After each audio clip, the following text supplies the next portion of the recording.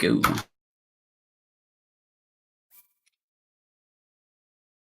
So, I guess no one really saw it before the layout switched over, but before the run starts, we enter the resurrection chamber to preload the room, I guess, so that when you actually press the new game button, it saves, I think, 7 seconds just from having that room preloaded, and you can just jump right into the game. Otherwise, this opening cutscene where Zelda wakes you up is an extra 7 seconds or so longer.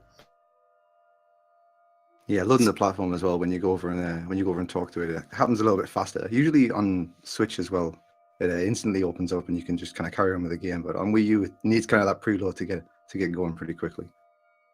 Yeah, if you're going too fast and you run over to that thing, you'll just sit there for a second while it's like loading the voices, I think. Going too fast in a speedrun. Yeah, it slows you down. Generally, this game opens pretty slowly. It has quite a few minutes of cutscenes at the beginning, so saving time like that's definitely a good thing. Yeah, notice as well the game's in German. German's the current fastest language on the PAL region consoles. French is fastest on the NTSC because it's easy to get, and the voice change patch doesn't help anything. So even if you're on an NTSC console, sorry, no, this is on Switch. Never mind, this is on Switch. I apologize. Slowest version of the game. Fuck yeah. Another thing to note, on Switch, I do believe it's only about 3 to 4 seconds for the little preload thing. Yep. Yeah. Yeah, Switch is a little bit faster with cutscenes, but I think the overworld load screens are slower, if I remember correctly. Yeah, I'm not too familiar with Switch. Yeah, usually the shrines load pretty slow as well. Mm. There's some inconsistencies with how things load on the Switch, because the Switch version is technically a port. Yeah, I guess it is, huh? Yeah. Things are usually pretty fast on Wii U, but as soon as they started working on the Switch, I feel like they tried making it a little bit more robust, and that's why there's some frame drops in some areas, unless that was there before, but who knows. Yeah, there's some places like when you go into in a Katachuki, when you switch weapons on the way in there, on Wii U it'll lag, but on Switch it'll immediately change your weapon over. So there's some places that are nicer to run on Switch, some places that are nicer on Wii U, but ultimately it doesn't really matter. It's all kind of the video game at the end of the day, I guess. I've noticed switching weapons during a stasis launch on Switch is going to make the game lag. Like if you're midair. So right here, we're going to start seeing one of the first tricks in the game, whistle sprinting. So basically, holding the down button on the D-pad, you can whistle for your horse, but for whatever reason, holding that down and spamming the B button basically allows you to whistle and sprint at the same time, which makes so you can sprint unlimitedly. And cycling that with doing your normal sprint to deplete all your stamina, and then whistle sprinting to replenish the stamina is the most optimal movement on foot. Whistle sprinting itself is very slightly slower than just doing a regular sprint, but it's again very slight. It's not like you're doing a full sprint, but yeah, you don't lose stamina. I think the kind of way it works is you kind of pump the sprint a little bit, so it's never full speed. Right. Yeah. Well, right, exactly. As opposed to walking. Constant sprinting. Yeah, that too. But I feel like a really common asked question is how do you do that? How do you hold your controller? And I've seen, I think, a good 20 or more different ways of how people hold their controller, including using a cut-up credit card. I've seen people use their feet. People get really creative. I just use a claw, a second claw. Yeah, I do claws.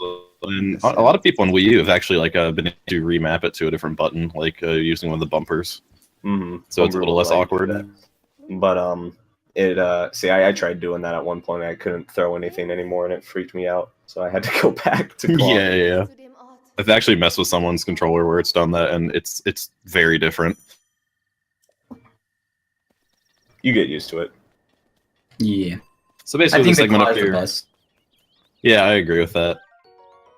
So basically, we just gotta walk up to the tower here, pick up a few things along the way, including the Hyrule Herb, just some healing. Will you be doing the swag shield grab, Loloup? The swag shield grab? I don't think. Where you hit it and you equip your axe and then grab it. I can try. Or doing the ultra ballin' sidestep. I almost got it. This Wind Waker, the sidestep. Oh, close. Frames away. Rip.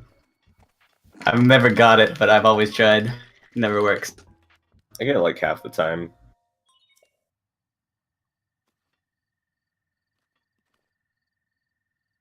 It saves like what, 0.5 seconds? I don't think it's Barely I think nothing. it's just swag.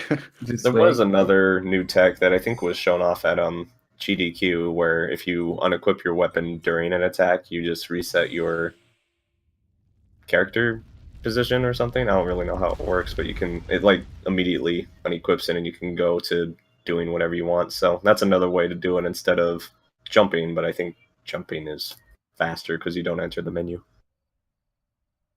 Jumping in general is just a really good way to cancel animations in this game. It's very straightforward. Like, you can just jump out of attacks and a whole bunch of different things just to cancel the animation. It's used quite a lot. And it's going to be coming up here really soon. Yes. After this really long...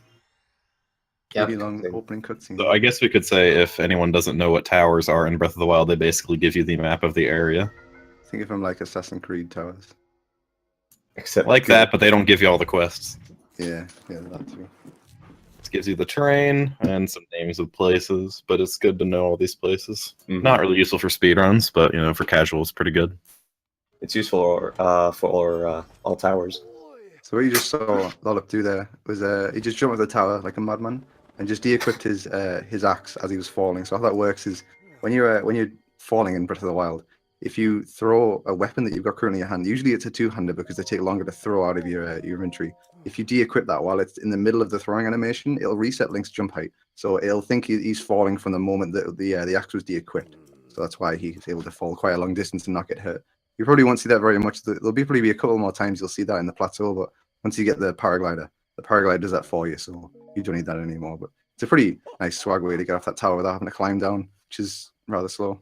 It's tricky to only really see on plateau, but it's got a pretty wide window where you can actually throw it.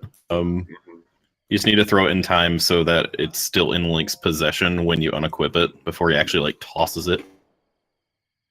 Or else you just throw the weapon and then land on the ground and topple over. It's actually used a couple more times in this new route that Lolou's going to be doing today. You're still doing it, right? Yep. Okay. Hopefully it goes well. This is actually a pretty new route within the past few weeks. Past week, I think. I think it's been Yeah, I think it's a little very older recent. than that. Very recent. It's been worked on for a bit, but just recently it's actually been put to use. So if you've seen any other runs of this game, you're going to probably notice the plateau will be a little bit different after this first shrine here. I think it's something interesting to note about this game is generally, for different categories, plateau is relatively similar across categories, except for some minor items you pick up and stuff. Yeah, for most categories, I think they're the same. I think MSD has I think it always. At least I always get the fire arrows and ice arrows. I think Loulup's going to be getting those fire arrows and ice arrows as well on the plateau. So when I run no amiibo, I always get them because you can actually freeze horses with the ice arrows, so it makes them a lot more consistent to catch. But if you're running amiibo, I never grab them because you spawn a horse.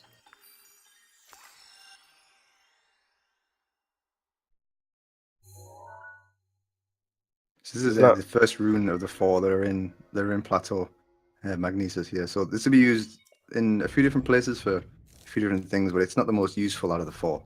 But it is still vital to get because we can't get out of plateau without getting the paraglider. You need all four runes to be able to get the paraglider. Runes are a really interesting concept in this game. It's kind of like this game's iteration of the items in previous Zelda games, but I feel like they did a great job actually making these ones really useful so you don't have any of those items that you get and then use in a dungeon and never see again. That wall he just got over is really notorious across many runs because sometimes you can push that metal block out and the stone block on top of it won't go far enough and you can't jump on top of it, so sometimes you'll just sit there jumping, trying to get over that wall, and nothing will work. But Yeah, I got slightly scared there. Almost did not. I had enough. I think it only does that when you're running towards it and holding the D-pad forward, I think is what you did. Yeah, that's what I do. Yeah, I've noticed if I walk toward it, I don't get it as much, but it still happens. Every now I tried and to again. tilt my controller a little bit up as well, give it an angle. There's a nice strat there for that now, where if you walk up towards the blocks on the bottom and then just grab the middle block with the magnesis and just walk into the brick, it'll work how the doors do in the shrine power, the power shrine, Oh, yeah. and it'll just push it forward. It's pretty nice, but not very known Oh. about, I don't think. Not very well known about anyway, I think. That's the thing with this game is someone will find something Yeah. new almost every day. I mean, it's still really new, period, but I feel like even in 10 years, people are going to still be like, hey, you can do this. And basically, That's what? just the nature of these open-ended games like this. It's the same with a Yeah. whole bunch of other open-world games, but more so this one because it literally gives you all the freedom in the world. It's one of those, you can do anything you want, and then it just kind of goes a bit out of control. Did You mean I see can that, just Nelson? fly into the volcano climb it. on a minecart? Yeah, I sure. can I'll do just that. go to the final boss right off plateau. Oh yeah, let's do You that. can do that. You can do that. Yeah. There's any percent. Do you guys So I want to guess- talk about the text options as well? The old man? Oh. Well, I mean, he has he's scripted. There's not very many text boxes in this game that give you multiple options that matter. Old Man, I feel like, is I think he's the only one, actually, that has text options that matter. He has one where he says, hey, you got the orb, and you just say, hey, can I have the paraglider? And he tells you to shut up so he can tell you how to play the game. That is faster than you saying, yeah, I got it. Can I have the paraglider now, please? And then he has like an extra text box or something. Everybody else in the game, you just smash through. But Old Man, you have to decide.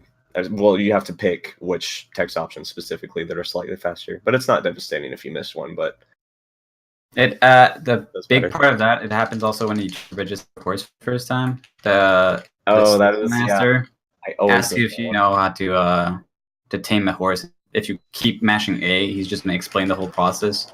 You have to make sure you hit B instead. I think those are the only two that matter. But you can like mash through Zora's Domain. That's the Wind Waker section because you're just mashing through text for about half an hour. Question: Um, Can the horse be named Frank Z? Sure. All right, sounds good. Frank or Z for the last one. How about Oh My Dog this time? Oh my dog's it's- good. so Is there it's enough about space? Is it 8 characters? 9 characters, I think. It's 9. It'd be good. Okay, yeah, it should be fine. I'm just being picky. So, if anyone is familiar with this game, you saw that he didn't run 2 bombs. He's going straight to Cryonis now. The old route and the more common one, you would go to Magnesis and then straight over to bombs.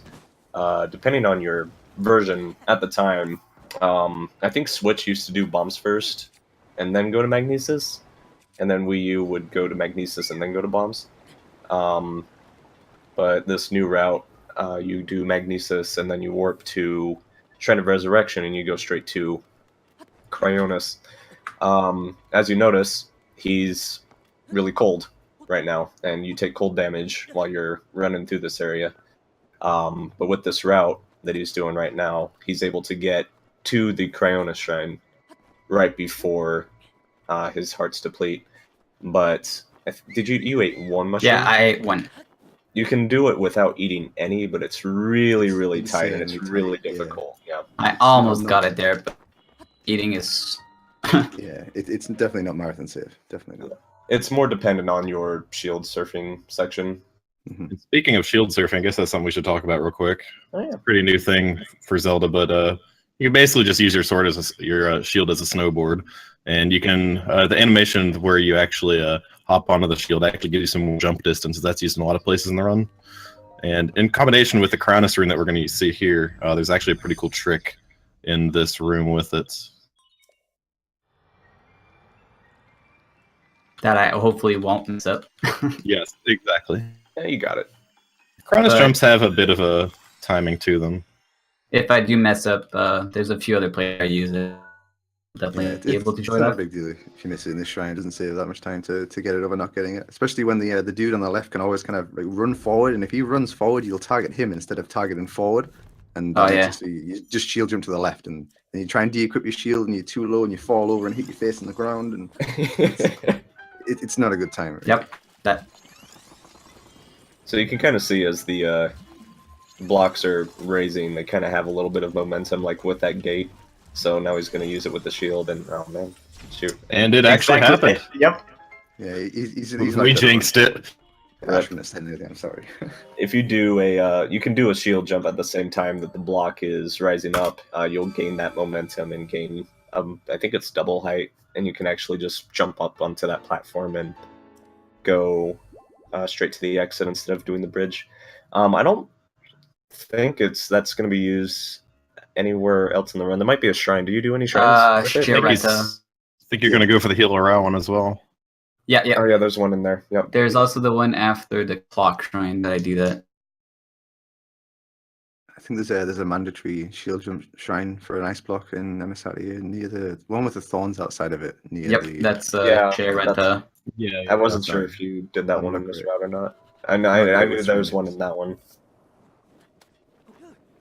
That's the great thing about Master Sword RTAs. There's a bunch of different ways to do it. There's like if you wanted to sit down and you're like, oh, I want to learn this route, and you try looking up a route, there's there's almost none out there because there's so many ways of doing it. Well, if you try looking for them, I mean, because everybody has their own way of going through this route.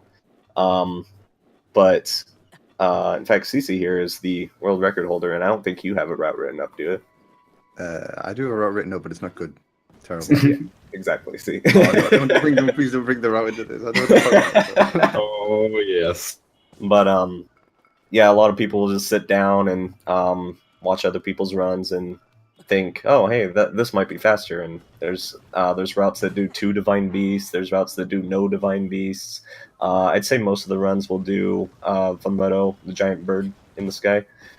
I think most of them do. All the sub 230 times do Vomito. I think if you do no divine beasts, it's just over 3 hours. It just depends. There's a lot of different ways about going about it. There's so many options to do in this speedrun, which is what I kind of like about it. Like it may not finish the game, but there's so many different options of where you could go, and there's so many different backups. Like say for example, if you don't get a stasis launch towards a shrine, you could always just get a shrine that's nearby in a different direction with a different method. So having that option to be able to do that is really nice. Like if you do miss going to a shrine, you can have a backup and go to a different one if it's easier to get to that one rather than the one you're originally going for. So there's a lot of different variances in what you can do and where you can go in this. And you're not really restricted to a route, whereas all dungeon or Master Sword and dungeons, you have to go to the 4 dungeons anyway, the 4 divine beasts. So you want to do as many shrines on that path as possible. Same with all main quests. I mean, all shrines is a little bit different also because you're not restricted to any path. You just you can go however route you want. That's why I feel like there's so many different ways to go about it. Yeah, Master Sword is definitely a category that really shows off the benefits of this game as a speed game, just for it being open world.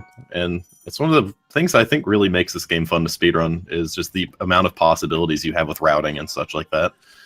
And this category really highlights that. Yeah, I came up with the route this morning. I just had an idea, started practicing a bit. I was like, that seems good. Let's go with this. Yeah, I know what you mean. I feel like that quite often. Like when you think of one thing, like, oh, what if I use speed food in Meadow and had enough health just to damage boost to the entire dungeon, and then oh my you gosh, do it and it that ends up strat faster. is crazy. I hate doing that. There was a strat for All Main Quest for a while where you would go and get a bunch of fairies. Oh and yeah, I run remember through that. Meadow. Oh, that was a was nightmare. great. So we didn't really talk about stasis at all. That last ball you're supposed to hit, that's kind of like its training of, hey, you're supposed to hit things with stasis to launch him forward, but he just shield jumped over the gap. So coming up now, you're going to see our very first speed tech, which you'll see throughout most of the run. This is kind of our main method of getting to places fast, and there's a bunch of different ways of doing it. This giant rock he's whacking away at right now, you can grab onto on like the sides and the front, I believe. So we just position it and we grab onto it and away we go. Pop. So notice the game kind of hung there a little bit. When you do stasis launches, you're actually moving faster than the game really ever intends you to. So you're moving across areas. The game can't really load the areas as fast as they should. So sometimes it just kind of chugs there for a second. So this is a rocket launch, or referred to as an upward tree launch. I prefer the term rocket launch because it's Lift off. really cool. Yeah. And now we're at bombs. And there's another the damage cancel there to be able to get down without taking too much damage. This new route is so cool. It's crazy. I'm It glad is. I got it. Pretty dangerous though.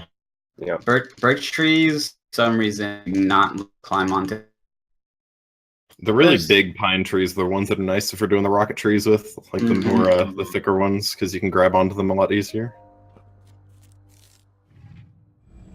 You can do a rocket launch with the very short apple trees, but no one likes doing them just because they're really hard to grab onto. In some they fall cases. They also fall really. They fall really fast. Yeah. Yeah, you can do basically any tree. It's just that ones are easier than others. And that's what I think in general is one of the really cool parts of this game is just how interactable the environment is and how many things you can do this kind of thing with. Yeah, there's I mean, even like in shrines, what was it? You'll see a shrine coming up, but for a while we would stasis an object to launch ourselves upwards. But at one point, I think it was Loloup actually, he missed the stasis during a run, but the bomb still went off and it still launched him upwards. So he just posted in Discord, like, "Hey, you don't have to stasis launch it at all. You just have to bomb it." That's one of the earlier shrines, I think. You do that before Meadow, don't you? The one with the Yep. staircase? Wait, that's no, not- that's after. a really big- Never mind. Yeah, that one's all over past Julian Peaks. It's the one Yeah. on the hillside. Yeah, I understand which one you mean. That shrine I was. think that is Totosaw. Yep. Yep. My favorite track. You'll probably see us stumbling over shrine names a few times I during feel like I'm actually pretty good with them. Cece over here, on the other hand.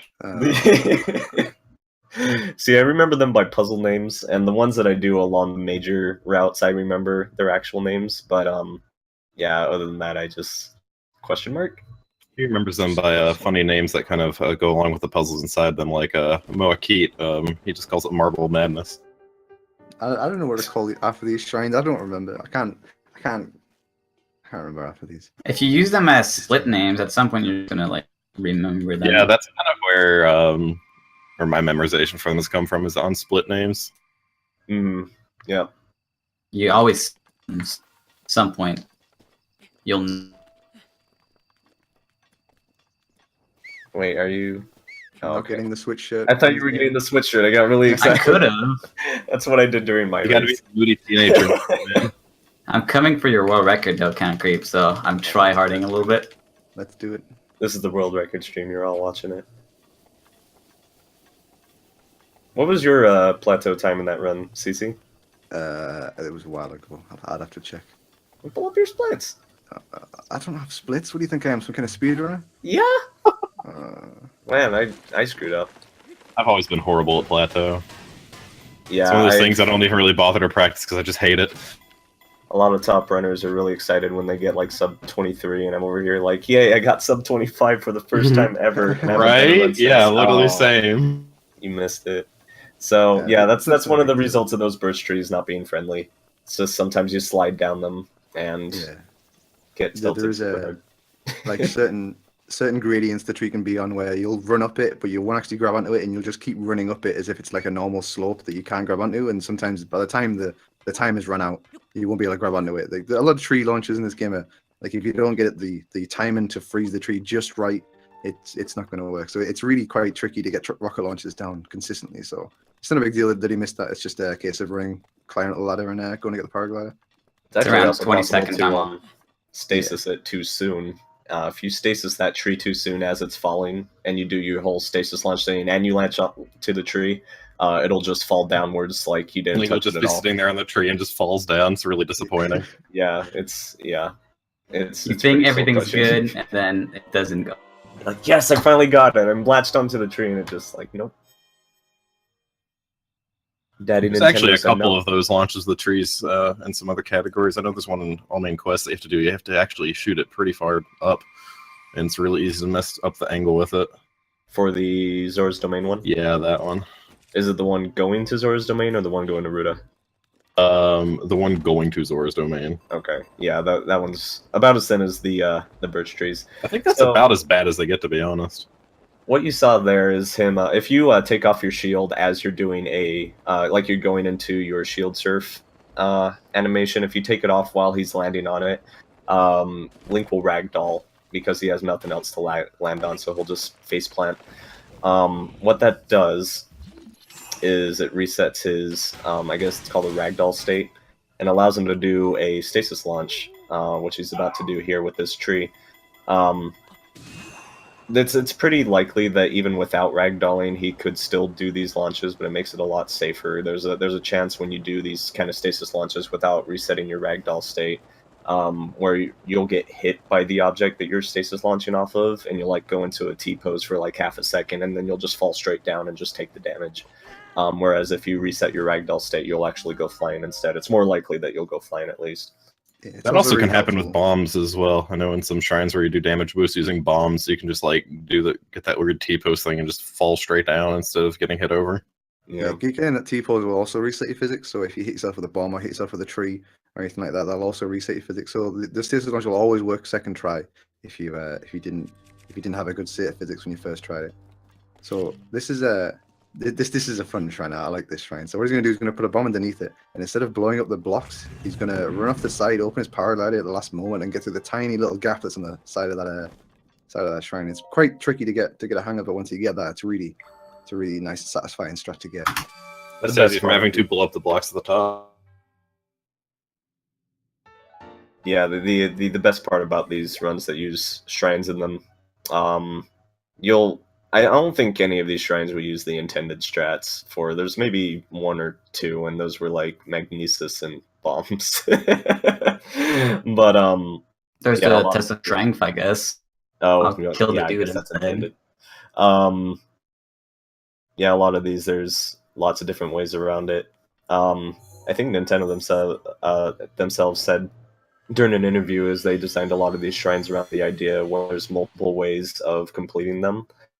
I don't think To make the player feel smart. I don't think they expected kind of the results that actually happen for speedrunners, because usually when they say multiple ways, they expect multiple ways to solve the puzzle instead of just kind of jumping over the final gate and completing it Right. anyway. There was actually an interview with one of the devs of this game, I believe, and they said they were absolutely surprised by some of the stuff that people have come up with. There's some really crazy stuff that you can do with the physics of this game, like flying machines, and obviously we're doing all these stasis tricks and stuff. Yeah, I was actually I felt like stasis launches were intended, but I guess they didn't see it coming, which actually surprised me. I feel like. Oh, bad luck on that stasis launch. Yeah, that box sometimes sucks. with box stasis launches, if you don't get hit by like most of the box, when it launches, it won't actually launch Link. He'll just kind of enter a ragdoll state but not have any momentum. It's not a big deal. You can always just grab this plank and do the plank back up.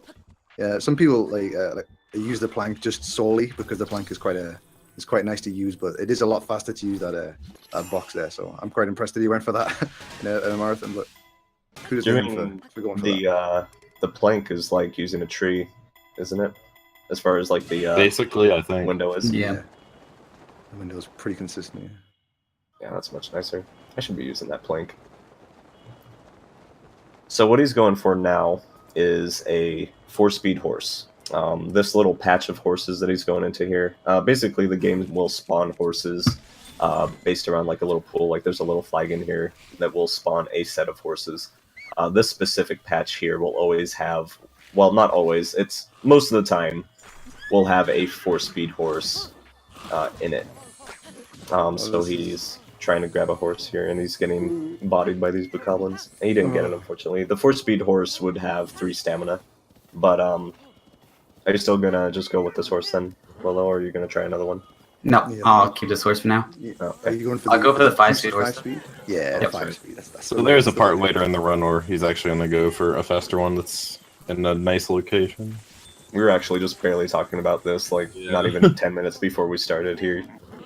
So the difference between a 3 and a 4-speed horse is quite significant, actually, to the point where it does save a ton of time in between shrines and across the run in general. But this between a 4 and 5 isn't so substantial. It's still faster, but it's not as fast as the difference between 3 and 4 is. So also, if you're wondering, kind of how you decide on which horse to go for there, basically we've kind of just narrowed it down to the solid colored horses that are not the one in front. So the one in front's always going to be the 4 stamina, 3 speed. And the ones that have spots typically aren't the best. Yeah, the horses usually can either spawn in a group of 4 or a group of 3, and I think there's a 50% chance just to not get a 4 speed at all in the entire pack. Is it 50? Oh, dang. I think it's 50% chance to not get anything at all. I'm not 100% on that. I think that's what the stat is though for the 4 speed horse. Is that meaning like you actually get like the leader horse and the other 2 are spotted, or like? Yeah, where none of them at all are the 4. Really, that's 50. Man, I must be lucky. Yeah, I know. Yeah, that's what I was thinking. But there's also a decent chance of it spawning a horse that is a solid color, but it's a 2-speed horse. It's like, I don't know if it's the game's way of fooling you, because all of the tutorials in the game tell you the solid horses are the better ones, but they're harder to control. But there's one horse that is a solid brown color, and if you go for it, he's got like 3 stamina or 4 stamina, I don't remember, but he's a 2-speed horse. 3 stamina, 2 speed, I believe. Yeah, if you land on top of him, he'll be instantly trained. You don't have to tame him at all. And yeah, that's a good way to find out if the horse is not very good or not. If they instantly get tamed, if they just roll over and like give you it, it's just kind of like a. Yeah, that's a pretty soul crushing thing. Horses in this game are definitely something else. Yeah, they can be kind of difficult at times, but I think one of the coolest parts about them is if you actually get their bond with you up to a certain point, they will actually just kind of like autopilot on paths themselves. This is kind of nice sometimes, but kind of shitty other times. It's really interesting. Depends on the day, really. So sometimes when the horses do that, when they get to a state of loving you enough to take you on the road by themselves, when you're traveling across a field, and if you're trying to do something called a horse stamina glitch over a long period of ground, sometimes it'll drag you to the right, and then it'll take you up a little hill, and like it'll take you down the hill, and just the timing of going down that hill and doing the stamina glitch means that the stamina glitch won't work, and it'll just throw you off, and it's not a good time. Sometimes when they do that over a path, it's really quite difficult to manage. So horses can be definitely some of the sources of a lot of like smaller time losses in the game. I don't think there's ever situations where the horse kind of runs off on its own a little bit, has killed too many runs, but it's definitely kind of one of those smaller things that gets annoying and it adds up over time. Mm-hmm. Especially when it feels like it's out of your control. Coming up actually right after this shrine, I believe, that's has got 2 or 3 guardians around it, and sometimes the horse will just stop because it's like right in front of a twig or a small rock, and it'll just stop in place, and at the same time you're targeted by 3 guardians, so you might just get bodied right there. And sometimes it's really nice. And then 30 seconds later, when you think you're about to run into a low wall, the horse just jumps over it. Yeah, exactly. So you can't jump over the twig, but you can jump over a wall. Yeah. Some horses will jump buildings, and some won't go over hills. It's strange. We didn't really talk about that shrine. Again, with the weird ways that physics work in this game, he threw his axe down, used magnesis, and while he's using magnesis, he pushes it forward against those stone walls, and it forces the stone walls to open. The intended strat for that is you're supposed to get like a rock or something, stasis it, and then that launches forward and forces the doors open. Whereas you could just do the same thing by forcing an object forward at the doors, and it'll just force them open.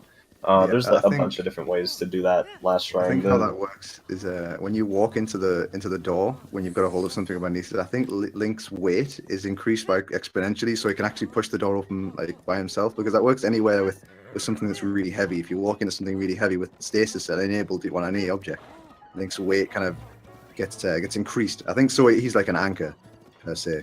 I'm not really sure how it works, but it's always when Link walks into the wall or walks into the blocks or the item that's one to be moved that he just pushes straight through it. He's a monster when he wants to be Link. Have you talked about the requirements for this category at all? Actually, I don't think so. Okay, so we should probably go over that. So basically, the main point of this speedrun is to just pull out the Master Sword. You don't have to defeat Ganon or anything. You just need to do what you can to pull out the Master Sword. And you might be wondering, what you need to do that. So basically, the way you get the Master Sword in this game, it requires you to have 13 hearts, because when you pull out the Master Sword, it kind of like tests Link's life in a sense, and the minimum amount of hearts you need is 13. So throughout this run, it's going to complete 36 shrines, and he's going to do Vomado, which basically counts as 4 shrines, because you get a heart container, and you get a spirit orb from each shrine. You need 4 spirit orbs to get a heart container from a goddess statue, and so with 36 spirit orbs and the heart container that you get from Vomado, that's enough to pull out the Master Sword. So it's basically a run of just shrines. Basically, it's kind of like a miniature version of all shrines in a way. Yeah, so we're going into the first test of strength here. So these shrines, when they start, they're all kind of the same. I'm sure if you play this casually, you'll notice these are all the same. There's some nice strats to be able to get some quick kills in this. So there is the main way he'll be doing it is he'll be using the EOD and getting double hits on the dude. So sometimes this guy can walk straight forward. He can walk to the left or walk to the right. Usually it's relative to where Link runs. So if Link wants to the left, he'll go to the right. If Link wants to the right, he'll go to the left. And if you run straight forward, he'll come directly towards you. So what you want to do, the ideal pattern here when he starts this shrine, is he wants him to run towards him, he wants him to attack him, and then he wants to get double hits until the Guardian Scout is dead. Unfortunately, he jumped back there. The jump back can sometimes happen, but it's not a big deal. He dealt with it very well, and now he's going to go straight to the end of the shrine here, then carry on. I was expecting to jump back sooner. That's why I stopped my spin attack, but he actually jumped here. So I could have killed him one cycle.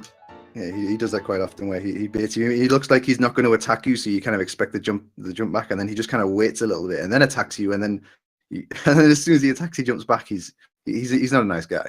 I don't like that guy. Sometimes when you slam the sword down, the area of effect will also damage him just enough to kill him, even when he jumps back.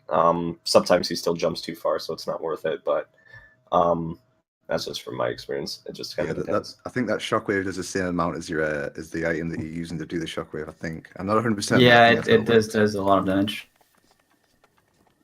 He's gonna do another one right after this too. The Guardian's gonna have a different weapon, but it's gonna be about the exact same. A battle axe is way easier because a battle axe attack is actually 2 swings, so it gives me more time to kill him. So he should not have time to jump back there. Yeah, chances are he'll die before he finishes the second swing, so shouldn't be too hard here. So there's something in this game that's quite minimal, but it's as you play the game more and more, these get really quite annoying. I'm sure Reki will agree with me on this one. So the place where you put this horse before jumping over the river, it seems kind of it doesn't really matter, but when he jumps across the river and completes this shrine, on the way back, there's some pebblets on the right hand side that Loloup just went past. Those pebblets can spook the horse, and the horse will just run for miles, and it's really not fun. And there was a time that I saw Ricky go past that area, and when he's running past the pebblets, they blew up the box, and the pebblets were kind of surfing along the water. He tried to escape the river. He almost made it too. But he almost made it. But that's the main point. He almost made it. The issue I had when that happened was I had registered my horse, and it's actually great that Loloup hasn't registered his horse yet because he whistle sprints throughout everywhere. So the thing with whistle sprinting is your horse still hears you whistling, so it'll try and follow you. When I was doing that here, I had registered my horse, so it had crossed the river, and I had no other way of getting it back, so everything was a disaster, and I was doing my best to get it back across the river with Cryonis blocks and pebblets spawned, and I was freaking out everywhere. Ugh. That was something. So right there, he moved to the left, and okay, he's good. Yeah, he's good. So yeah, the fight itself was good. He got hit, but he's gonna refill it anyway as soon as he gets these. Completes the shrine. That river right there with the horse is honestly, it doesn't seem like much, but that's actually kind of a spooky place with the horse because if it goes across, it can't go back. Yeah, basically, and you're done at that point. It's basically reset if you manage to get the horse across that river. Yeah. So you don't think it'll happen, but sometimes the horse will just decide to just get in the water and just swim on over. They did a really good job of letting you know that the horses definitely have a mind of their own in this game. Oh yeah, I think that's a really cool thing though. It's not like you don't have full control of them, so it's like actually like you're riding on an animal and it has its own control, but you have some control over it. It's cool, but at the same time, it gets For annoying. speedrunning, not so much. Yeah, exactly. I mean, that's something I've noticed just from going from like Twilight Princess, where you're riding on Epona, you have to hold forward and move her everywhere, and that was the hardest I had to do going from Breath of the Wild to Twilight Princess and then back again. Is horses in Breath of the Wild, they automatically go forward, you just spur. Twilight Princess, you have to hold forward like you are actually controlling the horse. Sorry, I think I do that anyway. What you saw Loloup just do there to get out of that shrine through them thorns was he did a shield jump over it and then open the paraglider. That's really tight to get without getting hit by the thorns. Like, I usually, when people ask how anyone does that trick, I usually just say I get hit and fall down, because that's usually what happens. It's not very easy to get. It's intentional. Yeah. There's an easier thing you can do. You can just move one of those boxes that's around the shrine and get yourself a little boost up there, so you can just jump right over without even having to shield surf. That's what I usually do there. Because I'm a pleb. The Twilight Princess Epona is really nice compared to Breath of the Wild horses. Yeah, because you have control of it. Exactly. Lola did a trick a little while ago. He didn't do it recently, but there's a trick when you get on the horse. As you are climbing on the horse, if you go into your first person mode with the Sheikah Slate, and then go immediately back out, it'll move the horse so it's facing the exact direction that you were facing when you were in first person mode. I don't really know why that happens and how it works, but you might see that a few times in the run. When he climbs on the horse, he goes into first person mode really quick and then back out, and the horse will be facing that direction. So this is a really fast shrine. Yeah, this is the two orbs that guide you. The one shrine that I actually know the name of just because of how often I fail this shrine. Basically the way this works is you just open the paraglider at exactly the right time after running off that boost platform, and the boost platform is supposed to be there after you get the two orbs in each of the holes at each side of the shrine. That whole platform that you landed on moves forward, so you can get onto it, and it alternates moving forward and backwards. But if you time the two-handed swing and open the paraglider just right, you'll be able to get just enough height to be able to land just on the thing. That you can do it with a one-handed weapon and a shield and get even higher, but it's a lot more tight tighter. to get. Yeah. I also don't pick up a one-handed weapon. Kind of stuck two-handed. Yeah, and the lack of that's kind of important. Yeah.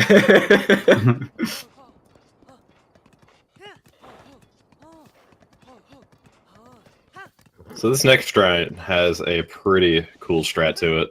Something that honestly I still cannot believe works. Whoa. Yeah. So right there. Have we talked about horse stamina? Yeah, I don't think we have. So basically, what I just tried to do right there is there's a little trick you can do where you hop off the horse for like a couple frames, and basically, if you hop off the horse at any point and then get back on it, it restores its stamina. So if you zoom in with the bow, and then hit the jump button, and then press A to get back on the horse, all really quick, you can kind of hop back on the horse, and he successfully got it right there. It's not too much of a time save. I think it's about a third second every time you do it. But if you accidentally mess it up, which is very easy to mess up, jumping off the horse actually wastes about 5 seconds, and that's what will happen if you fail it. Yeah, there is a couple of ways to make this a little bit easier. Like if you press A before you do the combo, then you hold A down in the last spur, for example, and then press target, and then press the ZR, and then press X. If you're already holding A, it'll still work. So it narrows down the chance of it to fail if you've already got one of the buttons held down, because it is really tight to get. But usually it's one of those things that sometimes it works, sometimes it doesn't. It depends on where you are in the game, what's going on. If the horse likes you, if you've had a nice meal for breakfast, took it out to a nice dinner, Yeah.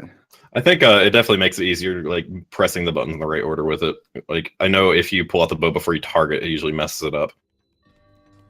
All right, so this shrine right here, this is a really cool trick to it. It is. I still cannot believe this works, but I love this. Yeah. Jump and then jump slash, and yeah, just knocks it right over. Before they figured that out, we would move it to a platform to the right of the entrance, and stasis launch it through a very small hole on the left-hand side of that, and it might go into the hole if you did it just right. But that's a lot more consistent and faster. Yeah, sometimes when you get that ball over, it can land before the cup, and it'll just stop and it won't go anywhere. So you have to kind of go around the shrine the normal way to get in there to put it in the air. And that could still happen, but it's definitely less likely with this new strat. Yeah. It depends on how close you are and if it's going to hit the wall. Like, the closer it is to the wall and it's upward arc, then the safer it's going to be. I did a ragdoll there. I did a ragdoll because when you fuck up the horse stamina glitch, you cause yourself to gain a ragdoll. So I had to reset it here. Yeah, that's another downside with that. The reset of physics is pretty nice for some consistency, and this is what we mean about the horses, because like any normal horse would have jumped over that rock. Tiny horses, dude. I didn't even see the rock, and he saw it and got for some. Some of my AMQ routes have actually memorized where rocks are in the grass that you can't see because I know the horse does it every time.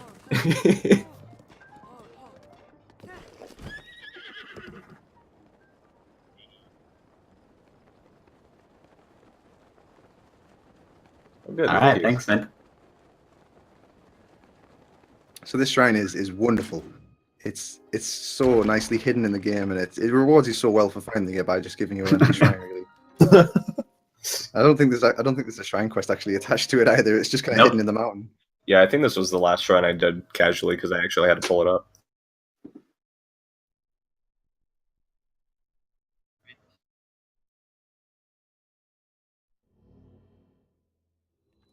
All right, my bad. Sounds good. So after this shrine here, we're going to be going for that juicy 5-speed horse that we were talking about earlier, and we were talking about it before this run started. Like good ways to be able to get this horse, and one of the definitions we found were to pick the one that looks the most majestic. The absolutely most majestic horse. So yep, I'm gonna have to decide which one's the coolest. Yeah, I think that's how we're going to decide here. I think I'll always going to decide anyway. Sorry, how we're always going to pick the horses, whatever one looks the most majestic. So hopefully we get the 5-speed first time here, and then that'll save quite a lot of time over the rest of the run, because the 5-speed is considerably faster than the 3-speed. It's not so much as faster than the 4-speed, but over a 3-speed, the speed difference is pretty insane. So we'll hopefully be seeing that when he gets back to the top of this hill and rides up the mountain here. We can get Usain Bolt the horse. Usain Bolt the horse. That's right, dude. Ever hear the term "don't judge a horse by its color"? Yeah, well, that kind of doesn't. Sorry, horses, we do that. I do that. We're sorry, but this is speed running.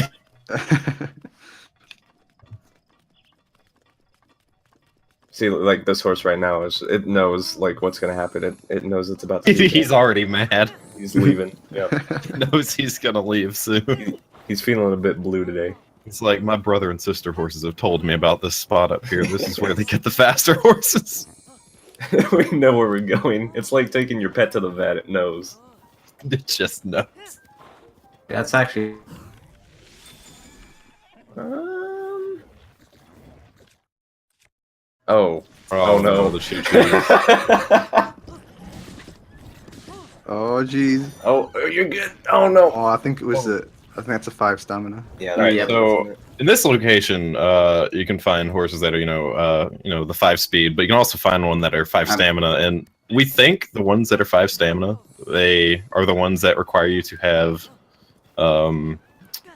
required to use more than 1 stamina bar to actually tame them. Ooh, last ice. But I think it can be 5-speed and still require that much.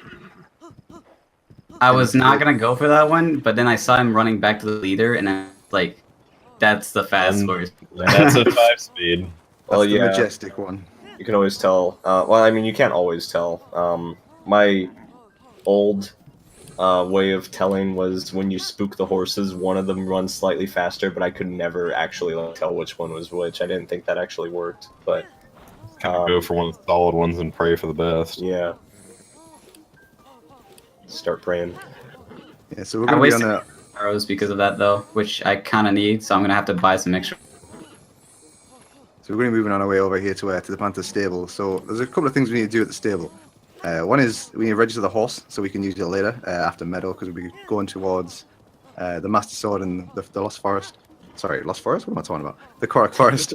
And we'll we'll be needing this horse a bit later. So, what was the horse name again? Was it Oh My Dog? I don't remember. Yeah. Oh my dog. Good. my Thank you for reminding me, because I almost forgot. We need to get some. We need to steal some money from Torrin because, why not? I guess I'm not sure if actually you need that, but I think that's something that we'll be doing. Get a few other items from the stable, and then. Are you completing the shrine behind it? Yep. Yeah. Okay. Then we get the shrine behind it, and on the way to Meadow and our first divine beast here, and the only divine beast in the speedrun. So, this is. Torrin is great. He finally, like, throughout his entire life, has made it to this point in his life where he's about to go find the great fairy that he's been told about for years. And he says he's too nervous to do it. He says, "Can you do it for me?" And so he gives you all of his life savings, and we just take it and spend it on our horse. And his entire life savings is an amount that can be gotten from, just finding a good ore rock. I mean, it's a diamond worth, so that's still a big deal. Yeah, I guess you're right. Yeah. I guess you can just. Well, why can't Torrin go hit a rock and get a diamond? Maybe he did. Maybe he did, exactly. He just sold it to Beetle, and we just happened to meet him at the right time. So the reason why naming the horse kind of is something that we'd want to do here is because every time Link whistle sprints, Oh My Dog is going to appear on screen. So we thought we'd do that for you guys. Yeah. Another thing about the names, usually we just name the horse One or something like that, because when you actually pull up the keyword, I think it's the same way on Wii U. I don't know about. I know it's One on Switch. Oh, but sorry, no, it's Y because Y is the closest. You have to. It doesn't. Oh, right. To just move one along. Yeah, it's like the gamepad. The gamepad, as far as touch controls go, don't actually work. You still have to use your D-pad. Oh, right. That is true. That's interesting how they did that for this game, because I'm pretty sure it was supposed to have functionality for that. It before. Definitely, yeah, that was the. But I guess when the whole Switch thing came along, they just kind of dished it. Exactly. They're like, oh, we could just put it all on one screen, and it worked out. But there's a couple of things that are like, oh, okay. So you see that what Loloup did, usually when you pull back an arrow while you're in midair, you'll start a quick time event. But if you actually pull the arrow back before you leave the ground and the block throws you up, it won't enter you in the quick time. So you'll keep the full speed and the game will keep going at full speed. And you can get that arrow shot pretty quickly and immediately get down, do that shrine pretty quickly there. Oh. We've got some tough stasis launches come up here that are quite finicky sometimes. But Loloup's pretty adept at these launches, so this should go pretty well. Hopefully. Also, if you guys noticed, when I was out of stamina, when I climbed the rock, I pulled out my shield to walk towards the shrine because walking with your shield out is very slightly faster than just walking without stamina. Walking without stamina is awful. Yeah, if you run out of stamina in this game, it's not great, but sometimes you have to do some things to be able to get in some places. So it's one of those. Mostly with climbing. Yeah. Mm-hmm.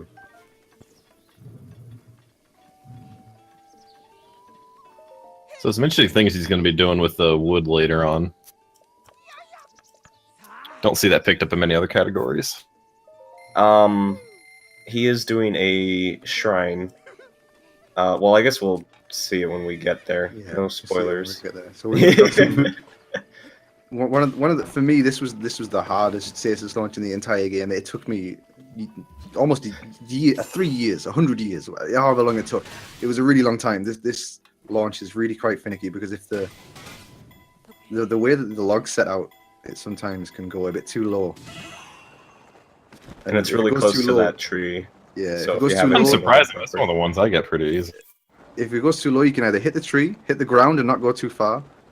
You'll just get a glitch where you just kind of flop over and won't get hit by enough of the tree, and then you have to use a backup with the apple tree, which is even harder. And if you miss the apple tree, you've got to use a rock or reload, and it's really quite. I didn't even know about a rock. I just reset after that first tree. Yeah, I would just reload. Usually what I do with that one is I just kind of make the tree hit the rock right there as it launches, because that's after it hits Link, so it usually doesn't cause too many issues. Yeah, my angle there was a bit too much to the right. Normally I want... setting it up so it does hit the rock sets you up more centered with this location, so you don't have to do that extra little climb. Yeah, angles are very important with these launches because it kind of determines like what stuff you have to do after them. Mm-hmm. And they can be messed up quite easily, especially with some of the more obscure launches, like with rocks. And I know there's some spots in the game where these little like the Goron pots and stuff like that in other categories. So what Loup's doing here is Louloup grabbed that piece of wood so he can change the time to nighttime, because during the daytime, during this launch he's about to perform here. Oh, sorry, no, he's changing to midday. Sorry, my bad. What he's doing here is changing the time of day so the wind cycles that are around the area will change. So usually when you do this launch, the wind kind of defines how far you'll get in this launch. Like if you get the start of it perfectly fine, the wind kind of carries you the rest of the way. And changing the time here makes it so the wind will carry you exactly where you need to be. So we're going to go all the way over to Rito Village here. So I'm actually going to bury the Nat.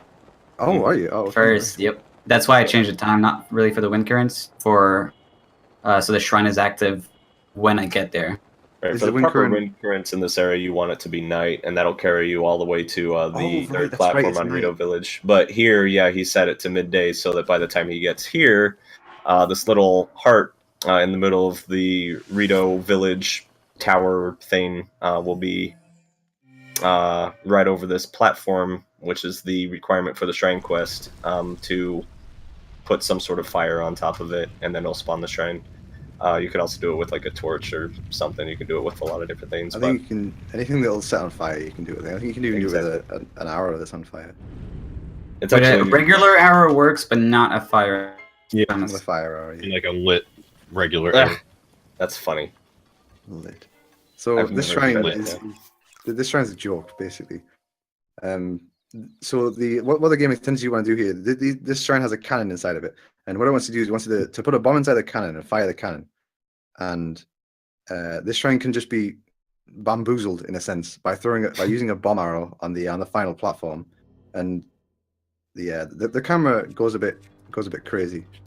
But there is also another way to do the shrine, which is just by ignoring that completely and just jumping over the shrine, because I mean there's so many different ways you can do the shrine that why not?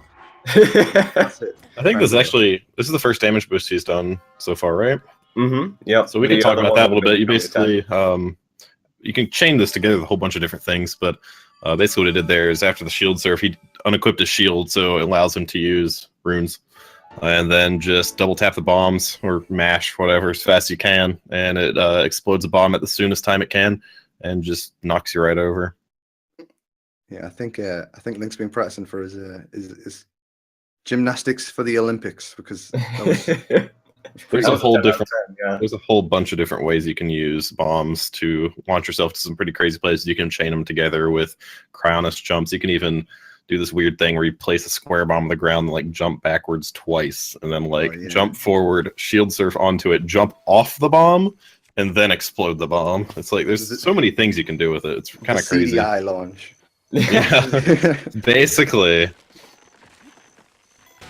An important thing to mention with these rocket launches is with a two-hander weapon, Link has a really long animation as he's swinging it. So when he does his final cut, I guess, of the tree before it falls down, he cancels it by doing a jump so that he has enough time to pull out the rune and stasis it. If you were not to jump, you'd have to wait for Link to finish his cutting animation before pulling out a rune. So that's why he always does like a cute little jump before he pulls out his rune. He's just so excited to do the rocket launch that he's just jumpy. So this cutscene he's in right now is Zelda saying, hey, that's a divine beast, you need to clean all of them out because they're all sick.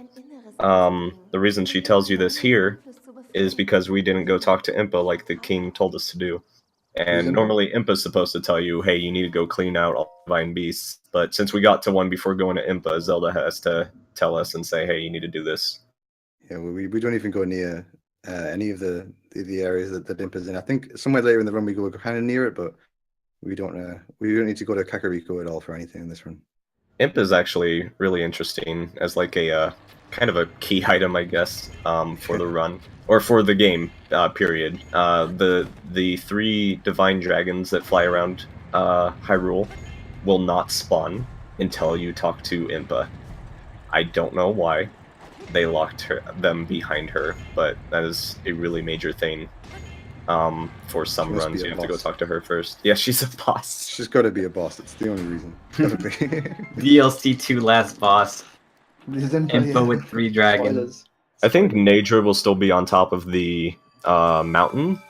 Yeah, she will be. She won't spawn after it, after you've done the quest. Yeah, exactly. I'm not sure if you guys noticed, but is my bow almost broken? I didn't see. Sorry. Didn't see either. Yeah. I've been amazed by how good those shots were. I hit every single one first time. I think it's almost broken, so I'm gonna loot the backup bow in the plate rank, just in case. Because I need 5 shots by this. I only need to go for 5 more shots to get the 5 targets, but the message that says it's almost broken always appears when there's 3 shots left. I think I saw that, which That's I always don't better safe than sorry. yeah. It loses like 5 seconds. It's not a big deal. So it's like we said, we're here to do shrines, but we're also going to do Von Leto. So he's activating the main quest. To do that, you have to talk to Old Man Owl, and you have to talk to Big Bird. Birdman's wife. Big Bird. Emo Bird's wife. Actually, he really reminds me of Blathers from Animal Crossing. In a way. Funny little detail that I've noticed, and this isn't really important at all, but he sleeps during the day and he's awake during the night, because sometimes I'll be here during the night, sometimes I'll be here during the day.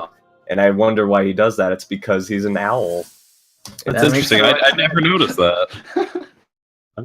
We're talking little details like that. I don't know if you've noticed, but the little monks that are in each of the shrines, if you take the 4 on the plateau and look at how they hold their hands, they hold them in the shape of triangles.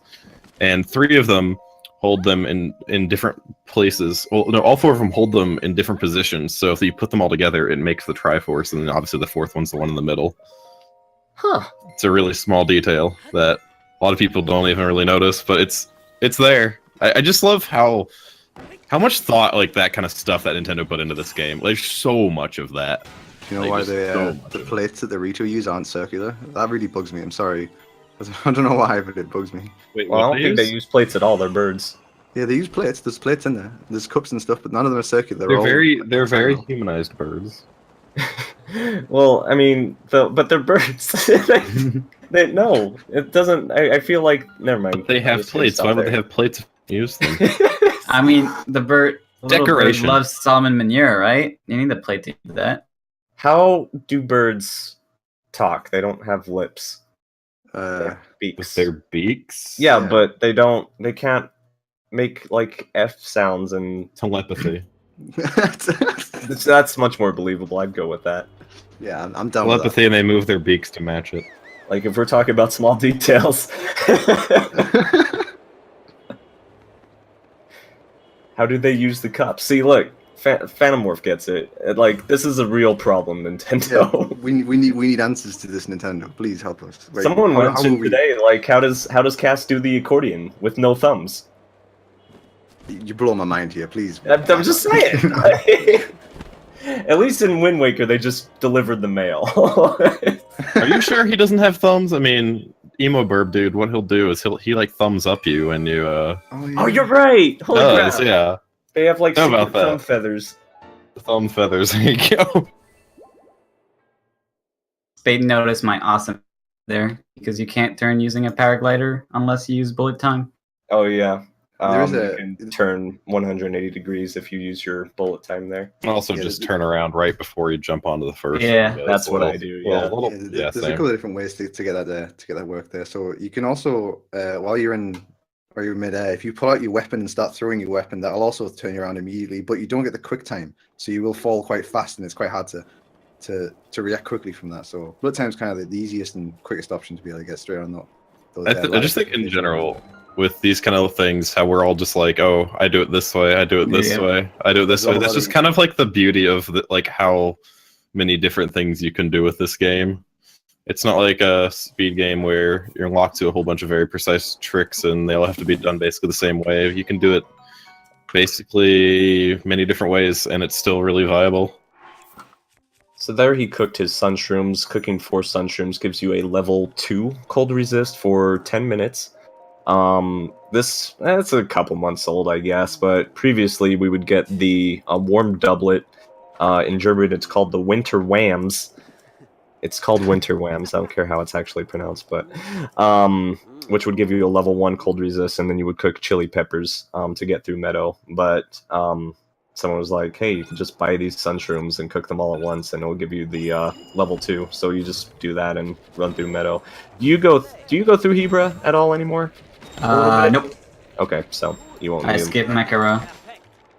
So But it we is saw, cool at the top of dueling. It helps. Oh yeah, there is some. It does get pretty chilly up there. It's only level 1 at least, so it doesn't. So what you saw Loloup do there during I think it was 3 out of 5 of those targets was every time he shot an arrow, he opened up his paraglider and then re-entered QuickTime. So what that does is that in a constant updraft area, like the beginning of Meadow and the this area, the training area. Yeah, sorry, I couldn't think of the name of it. I'm bad with names. That resets your stamina. So every time you do that, it'll reset your stamina to full. And because of how fast the stamina bar goes down when you're in QuickTime, that you can't get all 5 in one. The 5th shot would always have to be outside of QuickTime, which is really hard to hit. So it's really, really nice to be able to refresh your stamina like that. And you'll probably see that a bit more here while he's doing the pre-fight to Meadow, which requires some really tight bomb arrow placement to be able to get all these first try. Each of the 4 turrets takes 2 shots to hit with a bomb arrow. And I found out the other day you can actually hit these with a normal weapon and it'll hurt them, which I didn't actually realize. In Master you could Mode, like they jump actually, slash? They heal themselves over time too. That's the part of the gimmick of Master Mode is all the enemies heal themselves over time. The turrets are also considered enemies apparently, so if you don't hit them fast enough, which I would be surprised if you don't, they will heal over time and could regenerate to full health. It could get annoying if for some reason you like missed one of them, which happens sometimes. Yeah, well, even so, they regenerate over time as fast as a normal enemy would. So even if you didn't, you would still do enough damage after you realize you missed it to still only get like 1 hit off. Ooh, ooh. Hey, Nice. all of them. That was good. Nice, good job. Loloup. I always good. miss that last one. Yeah, the last one's So- the hardest one. So Vomito is a pretty cool dungeon for speedrunning. It is obviously the fastest one to do. That's why we're doing it in Master Sword. But we can actually, this is the only divine beast that we can actually do without getting the map. The main thing you control with this, if you don't know, in this game, the divine beast, when you actually get the map, you can use the Sheikah Slate to like control a main moving part in the dungeon. So in this one, you can change the angle of the wings. And, you know, it creates different things, like Link can't get to certain places and he can float down to certain places. But since there's a whole bunch of updrafts around the area here, we can actually use those to actually get around the dungeon without actually having to get the map at all. And that's the only dungeon you can really do that with. So it's pretty little interesting detail. I think it would be possible to do all the other ones if the turns were actually upright, but since some of them are just like sideways, you can't activate them. Right. Mm-hmm. The Boris is actually really close to not needing the map. There's just the very first Yeah, that one. terminal you get in. Yeah, that's the only reason you need. If you don't need the dungeon. But generally, the other ones would be much slower without the map. Mm-hmm. This is the only one that you would really benefit from not having the map, because the other ones require you getting up to some pretty high places, and you know we don't have the updrafts that this one does in those other dungeons. So you'll see a lot of utilizing having no stamina there. So stamina, when you run out of stamina, you can't open your paraglider permanently, but every time you land on the ground, you have like a reset of you can open your paraglider for like, I think it's like half a second or so, and then it'll force put it away. So it's you can utilize that to just be able to get over tiny gaps that you wouldn't be able to jump over normally pretty safely and be able to get down to the areas that you need to do here. So what he's going to be doing is going around here, around this dungeon, and getting all the terminals, and all the terminals are required to be able to activate the boss terminal at the end. And he'll be doing an intentional warp out as well, void out, sorry. So after he grabs this one, he'll be going to one underneath, be voiding out, and because the game won't put you back where you got the terminal, because if you ended up down there without the map station, you'd be soft locked. You'd have to leave the area. Well, not soft locked, I guess, but I mean, if it'd be really quite annoying as a casual player to have to reset the area because you've done the shrine in a certain way. Which is interesting. It's almost like they thought, hey, what if they figured out something to not need the map? Mm-hmm. It's crazy that they would have thought about that at all. It's clear that they had these dungeons as a very open-ended thing by design. There's so many different ways you can solve these. They're very, very different from previous Zelda dungeons. It's almost to the point where it's not even really like a dungeon. Oh, when you're going through it casually, it's about the same length as a normal dungeon. But it's as really... soon as you learn the strat, it's like less than 5 minutes. And it's a very small area, but it has like a lot of puzzle elements within it. And once you figure out the ways to do that, you can do it very quickly. So yeah, they're interesting. They're different. There's been a lot of debate whether these are like, you know, good enough as Zelda dungeons or whatever. But that's like a whole other topic. One of the reasons why people don't think that the dungeons are as unique as they'd like to be is because the game's open world. Like, you can go anywhere you want. Like, and chances are, if you ask people who play this game which dungeon they did first, chances are all the answers are probably going to be different. So everyone's dungeon is their first dungeon. So that's why all the dungeons are really, really similar. So as a casual player seeing all these dungeons for the first time, it's always got to be presented as the first time that they've seen the dungeon. So because of that, all the dungeons are very similar when you first go in. They have the same kind of tropes, and it's all the kind of, so you don't need any extra things from anywhere else. So you don't need Rivali's Gale to do Naburus. You don't need Abyssus Fury to do Vamedo. You don't need to be the one first. So they took restrictions away at the cost of making all of them open-ended without anything. Yeah. Even though Rivali's Gale does basically break the other ones. It does break all the rest. Yeah, you're completely right. But I mean, is very great for like all dungeons, all main quests. MSD. So this is the one and only boss you're gonna see in this run, Windblight Ganon. You can be a jerk. Typically, it's a pretty standard fight. You just bullet time him and wait for your stamina to go to full and shoot him a little bit more. Bow and arrow is really broken in this game. It does an inane amount of damage. Insane. The thing with Windblight is sometimes you can teleport to one place and then immediately teleport away right afterwards, like as you're trying to shoot at him. Usually he's nice. Noodling, yeah, he's a noodler. He just leaves and doesn't let you shoot him. He was a little bit annoying there. Oh, see, like right here. He's sometimes he takes longer to show up again, and sometimes you can be very like that. What happened right there? Sometimes he can just not topple. That can have been first phase as well. They're kind of like horses. Depends on the day. Their first phase also, his head was like tilted backwards, so body was blocking his head, so I couldn't really get hit. Yeah, sometimes that can even happen, and you can still like hear the headshot sound. I think you actually have to like impact his eye rather than not just get damage to it. Right. Yeah. Bomb arrows are a little bit interesting, where the arrow splash damage itself. Yeah. Well, it's the like when you do a headshot, the arrow itself is what's doing the headshot damage. And then the bomb arrow itself it's like you said, it's the splash damage. That actually doesn't do damage as far as the headshot goes. And that can still hit the eye and make the little sound appear, so you can think you got all three, so you can topple them, but it just doesn't work out sometimes. So I've got a pretty long cutscene, but that sounded like Switch is so fast with those cutscenes, dude. Holy crap! Switch is. So on the entrance, they're really slow, but on the leave, they're really quick, and it's the other way around on Wii U, and I don't really understand why that's the case. But now we've got Rivali's Gale and our 5-speed horse, or my dog. We're going to be moving our way over to some more shrines and on the way towards the end of the game now. So this end is of the game / Master Sword. End of the run. Yeah. So since he's getting 1 heart container, he needs to get 32 shrines altogether, and he did 4 on Plateau. 36. 36. Oh. 36. It would be 40 without a heart container. Yeah. Yeah, I'm doing my math wrong. In all main quests and Master Sword and dungeons, you would only need 24 because you get all 4 heart containers. Math is hard. It is.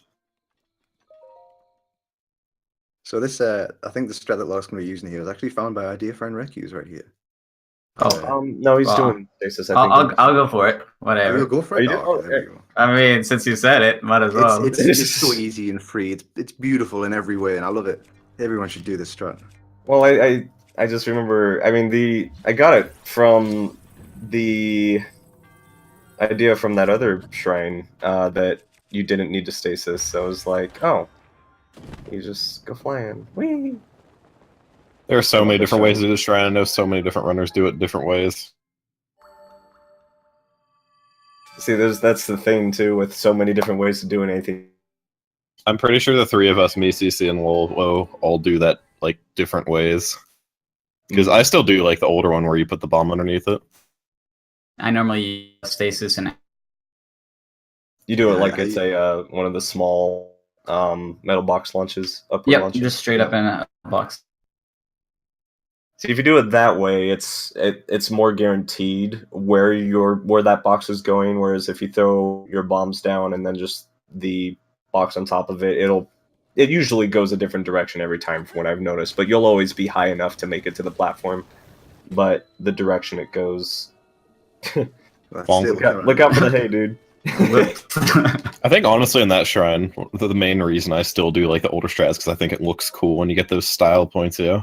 Yeah. Even in my casual playthrough, It's a lot of little how menuing, can you I know? break this?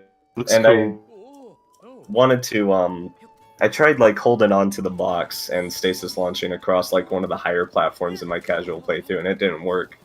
And if I had held on to like one of the left or right sides, it would have worked. But it's just, of course, I was playing casually, so it's like, oh, that they thought about that. It won't work.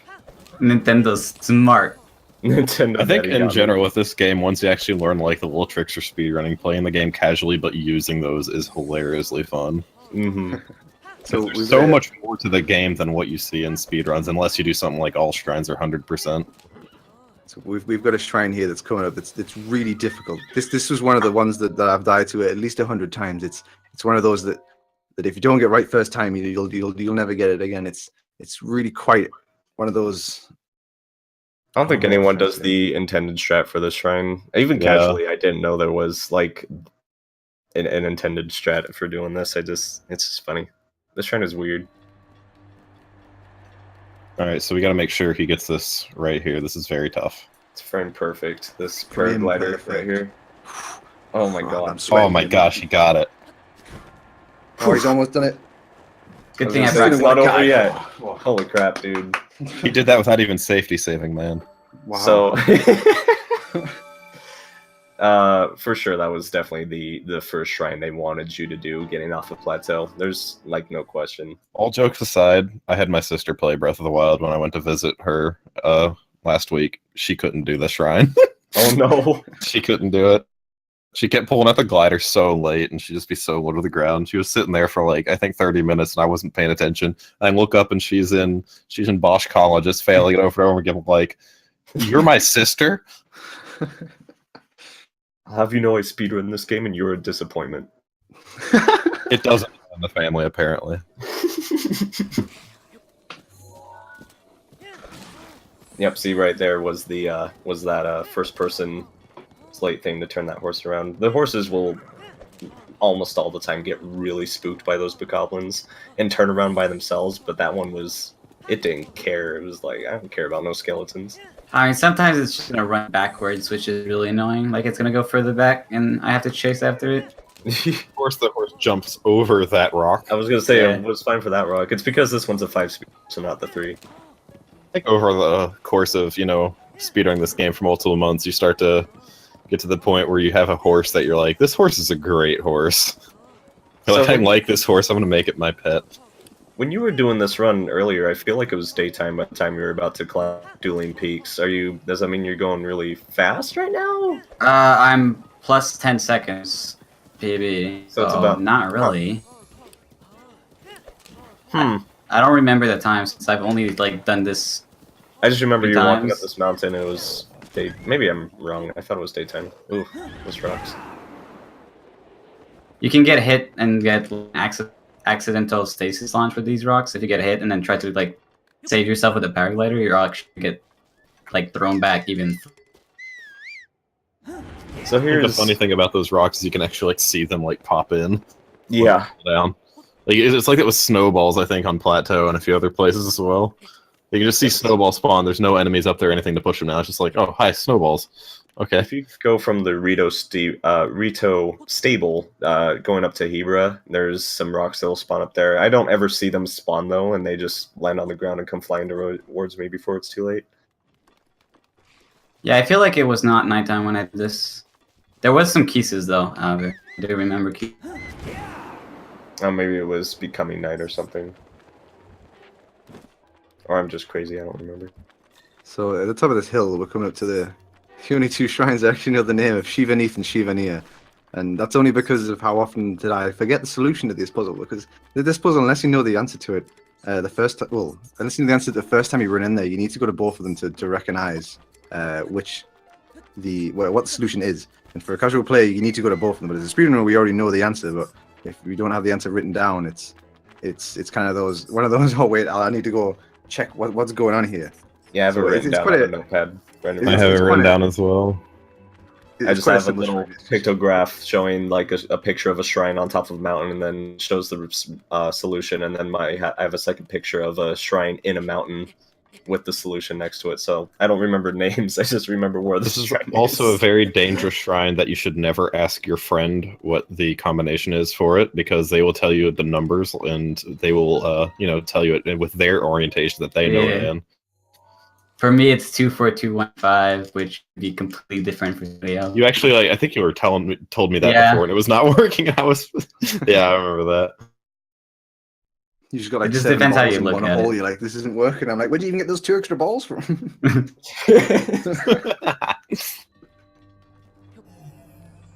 So for me, this one is 24215, and the next 53142. But I don't know. Like, I just remember the movement. Yeah, after you know them long enough, you remember it. I'm the same way with the one in the Korok Woods, which has a similar idea. You're supposed to like count things and then throw a ball into the numbers. And I'm actually kind of disappointed in Nintendo, because they have the thing in time where it's 23 is number 1, and they didn't use that anywhere in the game. And there were so many places that they could have thrown that in, but that's okay. We'll get there when we get there. Do you do Korok Trials at all? I do Lost Pilgrimage. Okay.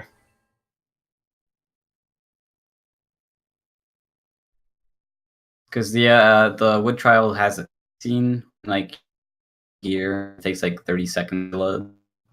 Not super. Well, yeah, and it's at that point. There's so many choices. Mm-hmm. I have this giant spreadsheet of shrines and how long it takes to get to them, and then how long it takes to do the shrine, and I compare it with other ones, and I want to do that, but there's so many combinations. Yeah, you just have to sit down and mash at your timer and see which one's faster. I started routing a all shrines category that's all shrines, towers, and dungeons. And that's been fun. It's mostly all shrines. You just stop by towers, but yeah, that's not too bad. The new update introduced a travel medallion, which allows you to throw down a warp point at anywhere within Hyrule. So I was kind of rerouting around the idea of using that quite a bit, but I stopped at 60 shrines and got tired. And have you figured out some ways to use it? Because I've tried to like route stuff in with the travel medallion, but I feel like there's nowhere to use it, because everywhere you want to teleport, there's a shrine. Yeah, well, I wouldn't use it for like Master Sword RTA or anything. The biggest one is Perfect Drink. You have to go talk to a girl. Oh. She tells you that she's thirsty. You go to the bartender. Oh gosh! Do this whole thing, and then you have to walk back to that shrine and tell this person there's a drink at the bar, and then she goes running. Instead, you just throw down a teleport right in front of the shrine, and then you just warp back there instead. You want to know the only reason you can't just do that shrine? The lady is falling asleep, passed out on the little scanner, and she wants a drink. You have to do so much stuff to get her that drink. Had armor upgrades to that list? No, it's already awful. I honestly think doing Master Sword dungeons and towers would be cool. It would be a long run, but yeah, I'd like to do it as. Some of the towers are really outside of the way. Well, you would have to route the shrines around that. Exactly. Yeah, I mean, it wouldn't be hard. It's, the hardest thing with the towers is finding a strat up them. There's like gales you can do. My favorite one is the Akala Tower, because there's a ton of metal boxes just surrounding it. So you just stasis launch, or you stasis a box and shoot it upwards, and you're at the top of the shrine, or the tower, I guess. I actually I found when I was playing this game casually that the one near the Gerudo Desert, the tower near the Gerudo Desert, that isn't actually in the desert. It's like just kind of on the. Well, there's two. There's one in the rocks. wastelands, and there's one in the highland. It's the one in the wastelands, I think. It's one that's got all like the. It goes down into a void, like the tower. Okay, Yeah, that's no, the that one's that's the Thailand. desert one, I think. Yeah, The wastelands one is the one. It's next to surrounded by Morris. tar. That one. With that tower, if you do a stasis launch on that tower, you can actually land in the middle of the tower and not die without actually opening your paraglider. You can get like a stasis launch right into the center area without actually opening your paraglider. I was just using a gale. See, this shrine really cool. He did some more damage boosts around him. You can do a damage boost for the second one, but it's riskier since you're low health. I don't have anyway. food either, so Yeah. for it. It's really tight, even if you do have the health capacity for it. In AMQ, we would stop and get the Climber's bandana that's in the shrine, and it sells for 600 rupees, which is more than a diamond. So just dump some money on you. There's a few armor pieces. that Earlier are parts just, of that. yeah, they just sell for a ton of money. That's basically your set for rupees until after the Gerudo section, Yeah, or until the Gerudo section rather. basically, yeah. You get well, we don't fight Talus anymore. Yeah. Loloup passed him. There's a stone Talus on the way to Rito that we used to fight. But it's RNG with those Taluses. Sometimes they'll drop 3 diamonds, 3 opal, and nothing else. So just depends on the day.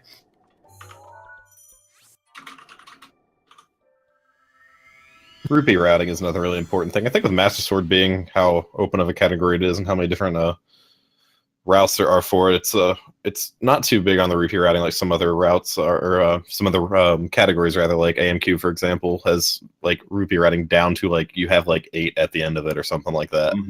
Where in this one you just get a ton of rupees wherever it's quick and just kind of go from there. It's a very kind of relaxed category in that sense. There's really no need for that much rupees either. Yeah, exactly. I think the only rupees you need is for registering the horse, isn't it? Then That I need, yeah. Well, I don't even need to. maybe purchasing some frogs if you go that route. Oh yeah. Oh yeah. I don't think you picked up the. Yeah, he doesn't do it in this. I will buy a flame like. Yeah, the reason rupees are so much more important in stuff like AMQ is because you actually need to like buy armor and stuff. You need to buy like Gerudo armor and electric arrows, the firebreaker pants and stuff like that. So this is the shrine that we were talking about earlier with the stairs and the gyro puzzles. Oh yeah, I the love one that this was shrine. in the hillside. This is quite a nice shrine. It looks really cool when the strat is done. So it's be coming up pretty shortly here. It's another thing you need to think about when you're routing through this game is loading screens. Loading screens take up a lot of time, and we don't have a method as of right now of timing anything without loading screens. Otherwise, it would be a lot of things would be routed different, I think. But we have to route around the idea of using as few loading screens as possible, since we are timing with loading screens. There's a way to use a portion, like a 30-minute portion of just something that doesn't matter, like armor upgrade or something like that, and using that to discover what the in-game time for that specific route is. But that doesn't include every time the game pauses for a chest, for a to pick something up, to there's a pause to change something, to change the items. So it's not very all-encompassing. But Yeah. if the timer ran while you're in those cutscenes, then that'll be fine. But because of it not running there, you can't really work it out very well. So that is the bomb, shrine. yeah. I love that so much. It's so really great. cool. You know, like you said earlier, he did actually discover that in accident, just didn't stasis it or something like that and put the bomb down. When he stasis stayed, it was that by the time It ran out. it Yeah, ran yeah. out. And Yeah, it still worked. Yeah. it's amazing. It's actually much easier without as well. The angle was super important before. You had to get a perfect angle to get launched. But with the bomb, every angle, like you can have it sideways. Probably. I almost really hated doing this shrine before that was actually discovered, but now it's really easy. Another really good one that we don't see in this run is at the very top of the mountain, going to Rito Village. It's where the Lord of the Mountain spawns. The shrine that's up there has a stone ramp that you stasis launch and throw a bomb underneath to make it launch upwards, and you just kind of catapult to the finish line. Kind of similar to this one, but that one I think you actually have to stasis because it's a stone wall and it's too heavy. You're not the bear, dude. Not the bear, dude. He's just saying hi. Dude. He's just saying hi. He got spooked by the. He's a bit camera shy.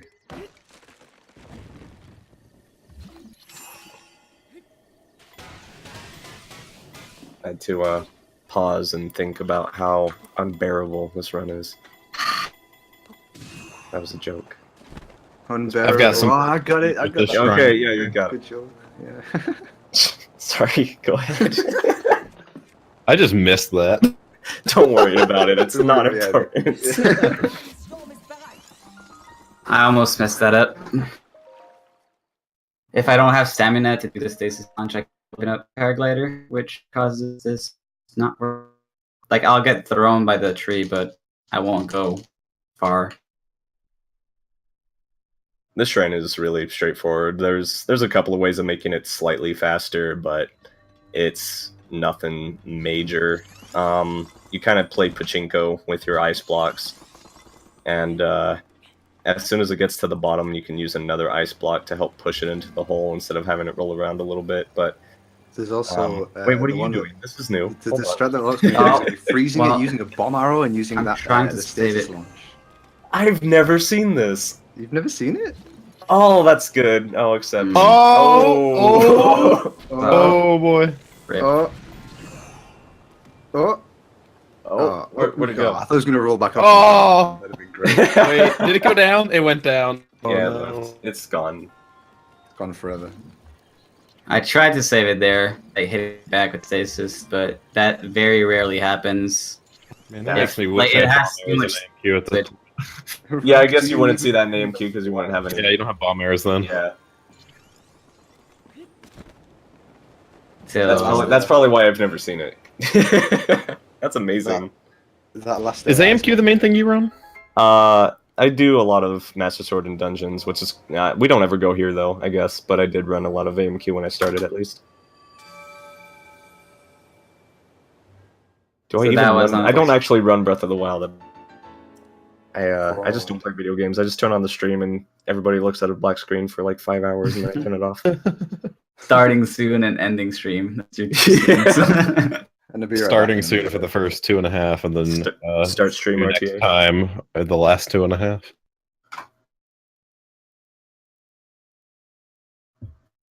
It's optimal. I don't get any loading screens, so joke's on you. I suppose there is that. So, how many shrines is left? How many shrines are left? Is it 20? Man, we just started. Are you 14? already looking for it to be finished? Is it 14 shrines? It seems that it's gone by so quickly. It's all been so fast. I can't believe it. I don't know, Actually, I didn't notice. I don't have a clock counter.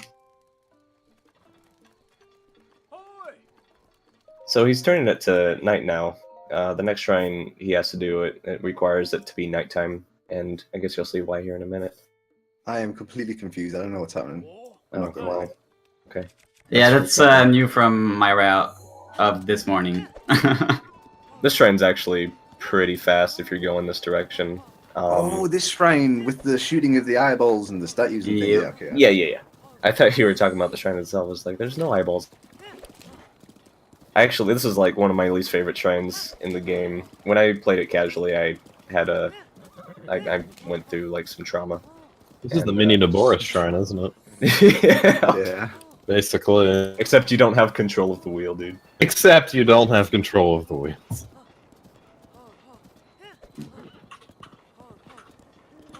But yeah, it is really fast and easy to get to.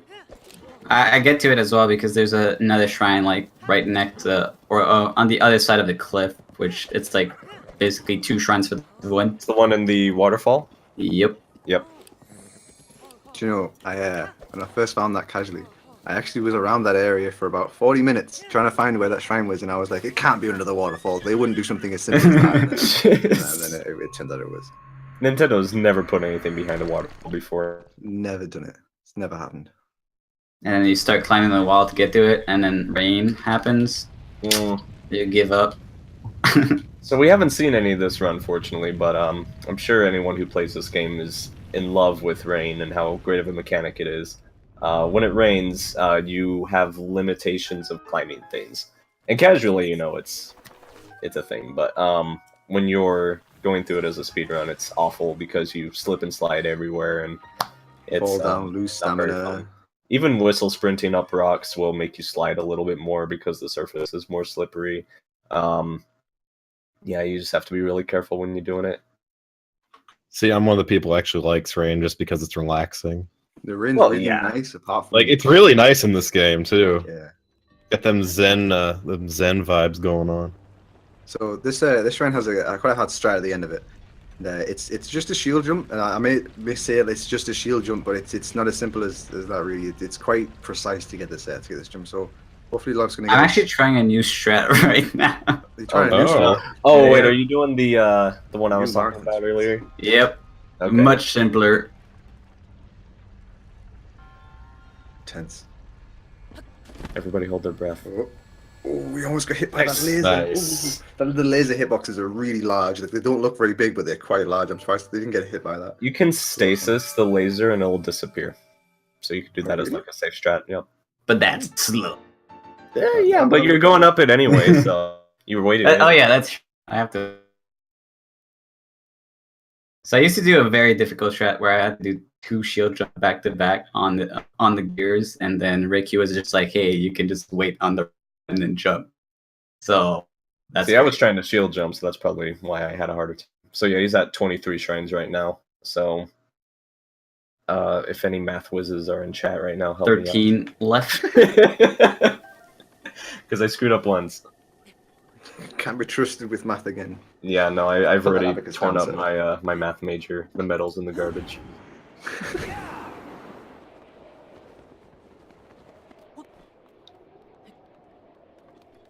Oh, hey, you're right. Oh, Yeah, I just noticed that. I was like, ooh, that could be useful. Ooh. I use that in all shrines because I need more Oh. rupees. Yeah, you need a lot of rupees in all shrines. Well, a lot more, I guess. I think my favorite part of all shrines is the speed potions. Yeah, I mean it's so great to just always run fast. Oh, that's my dog. Oh, Hey, oh my oh my dog. Oh my Hey, she knows how to open doors. When I want to hide in my room, that's not a good thing. Boot up the door locks.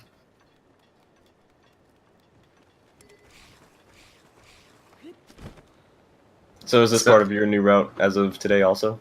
Yep. This shrine? Cool. We're gonna see the bomb jump / cryosis or whatever. I was gonna say, I don't actually remember which shrine this is. I'll know as soon as you enter it. It's called, I believe, 3 metal box. Oh, yeah. Yeah, this shrine. There's a... Yeah, this strat for this shrine is interesting. I think it's called like Daunea. I know the German name's different than the English name.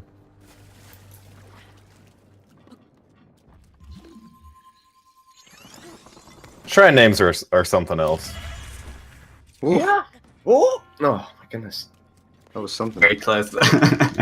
I was wondering if you were gonna make it. The bomb or the shield jump off the block is what I have a hard time doing, so I just do this shrine time. Yeah, you can sometimes when Link's in his gymnastic phase, if his body's kind of his hands are pointing towards the ceiling, his feet are pointing towards the ground, he'll hit the wood platform, and sometimes that can just stop him altogether and he'll just fall down. So getting over that with just the right angle of Link, I guess, it's quite hard to get over that. Another thing to mention, I'm sure everybody's noticed, but while you're rolling after doing like a damage boost like that, you'll still take damage. And when you're not wearing any armor, you'll take basically as much damage as possible. So there's a lot of bomb launches where you'll be left with like 3/4 of a heart, and you're still rolling, so you could lose another half of heart So you need to keep eating like while you're rolling, and sometimes we forget and just die after getting a successful launch. Yeah.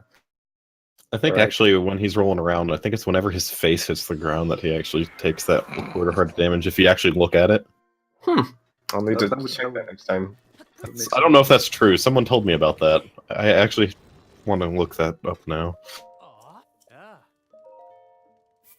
Let's go try a bunch of damage boosts until Link face plants it and see if he takes damage. I've noticed that sometimes you don't take damage. Or sometimes you don't, sometimes you take more than you might. expected. God, the source is I so could see that being a thing. Depends on how Link rolls.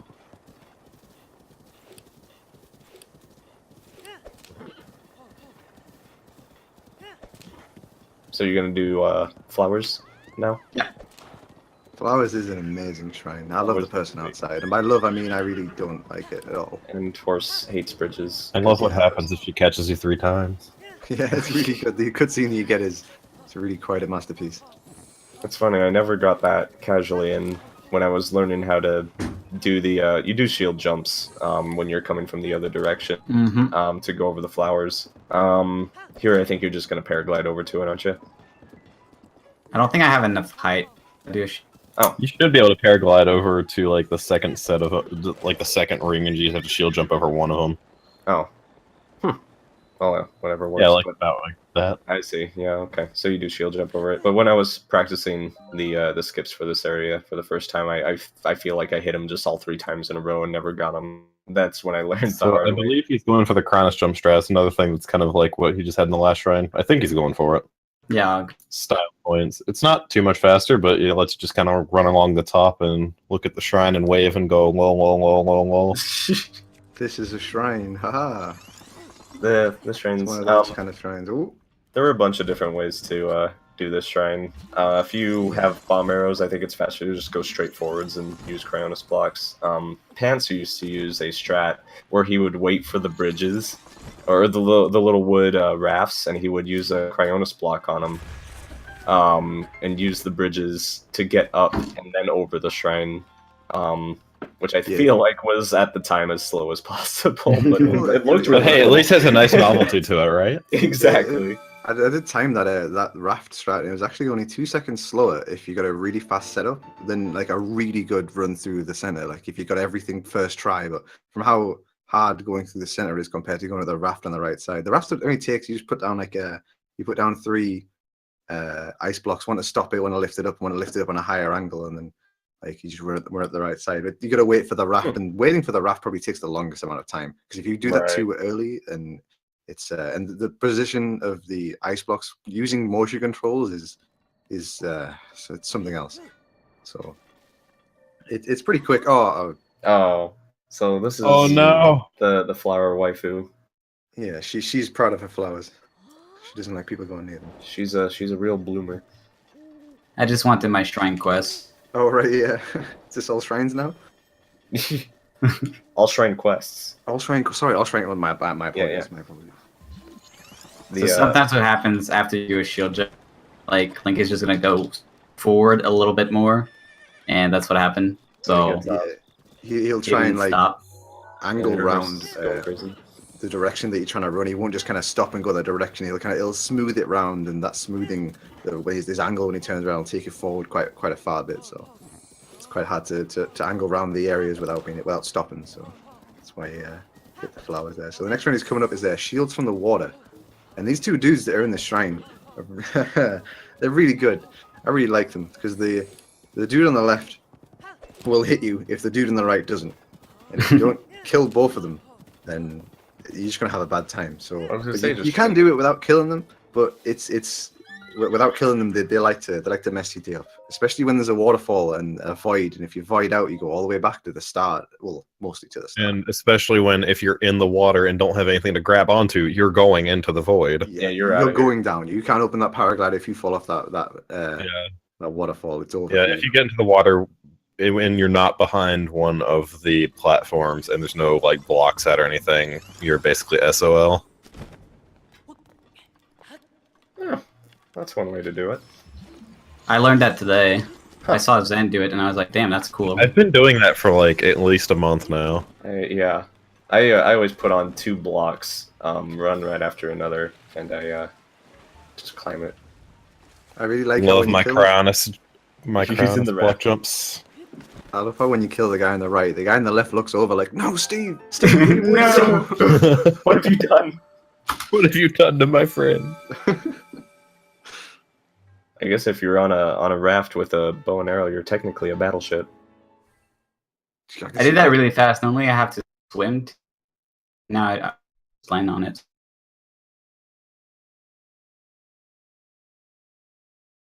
So normally that strat when I do like all shrines, all dungeons, or not really dungeons, other categories, I don't have a good shield at that point, which is why I can't the strat.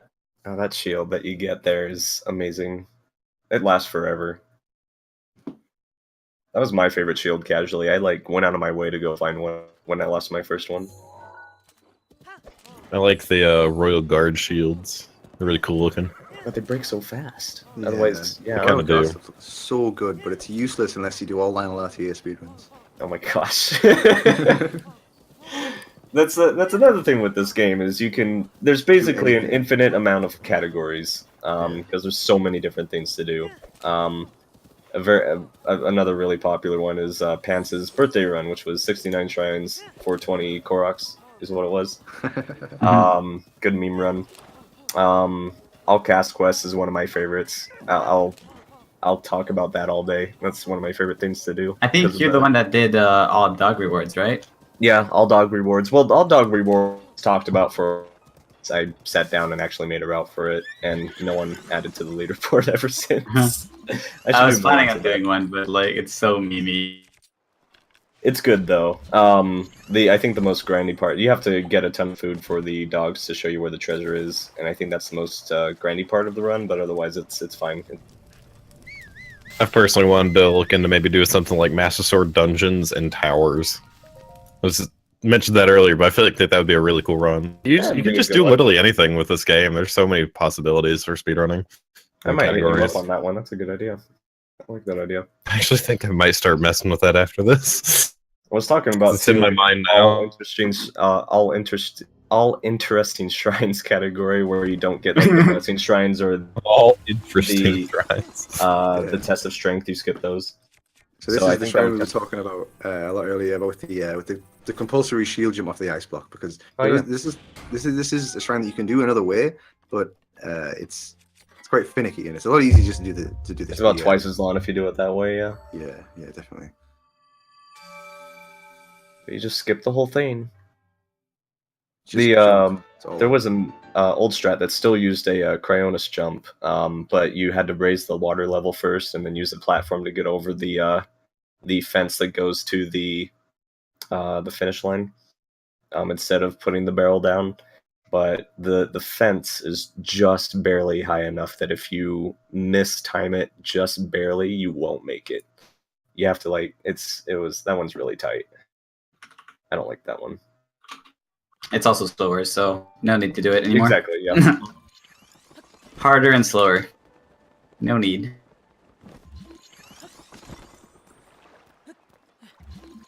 And now you're gonna go do you do Dakatus? Yep. Dakatus is a fun shrine. Yeah, hopefully I get the trick for it because it's really enjoyable to do.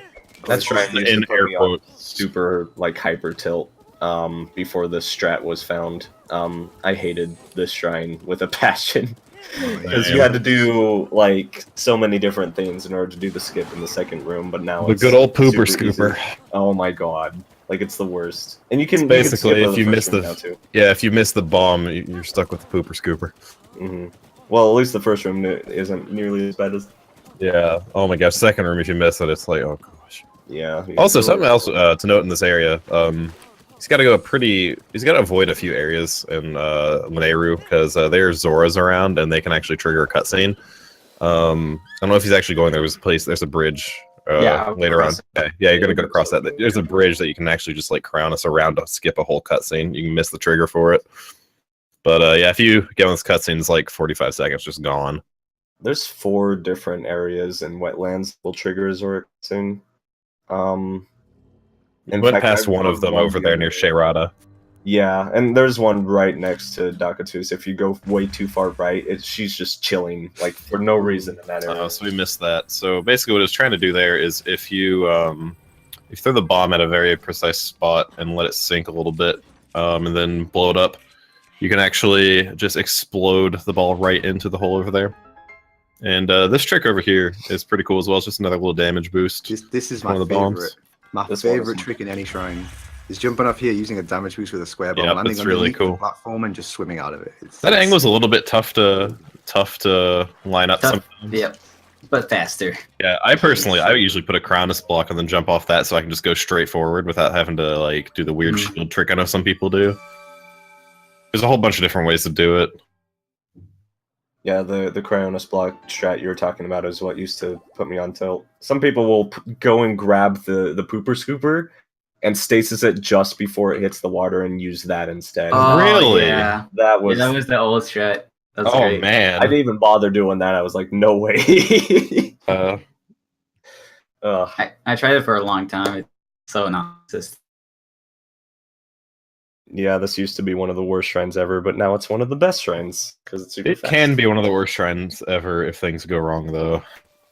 The trick with that first room is not necessarily like the positioning is. Ooh, wow. Thank you. One hit save. Speaking of one hit save, in Master Mode, that actually doesn't exist. That would have just killed him. So I did the camera thing to like do a 180 with my horse. For some reason, he didn't turn there. I probably went a little bit That too happens fast. sometimes. I don't know if it's too fast or too slow. I think if you're too slow, you'll just.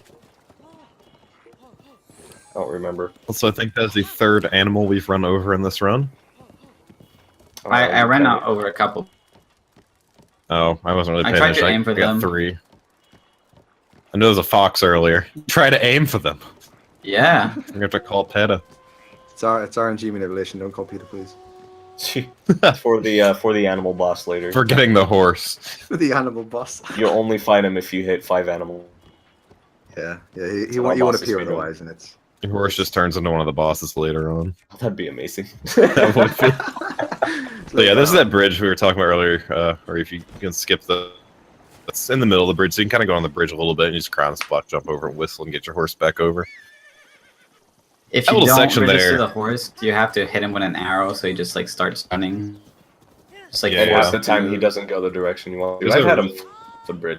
It's a really risky way to speed that up a bit, where you can kind of like boost with the horse right before you get to the trigger and hop off and then glide down.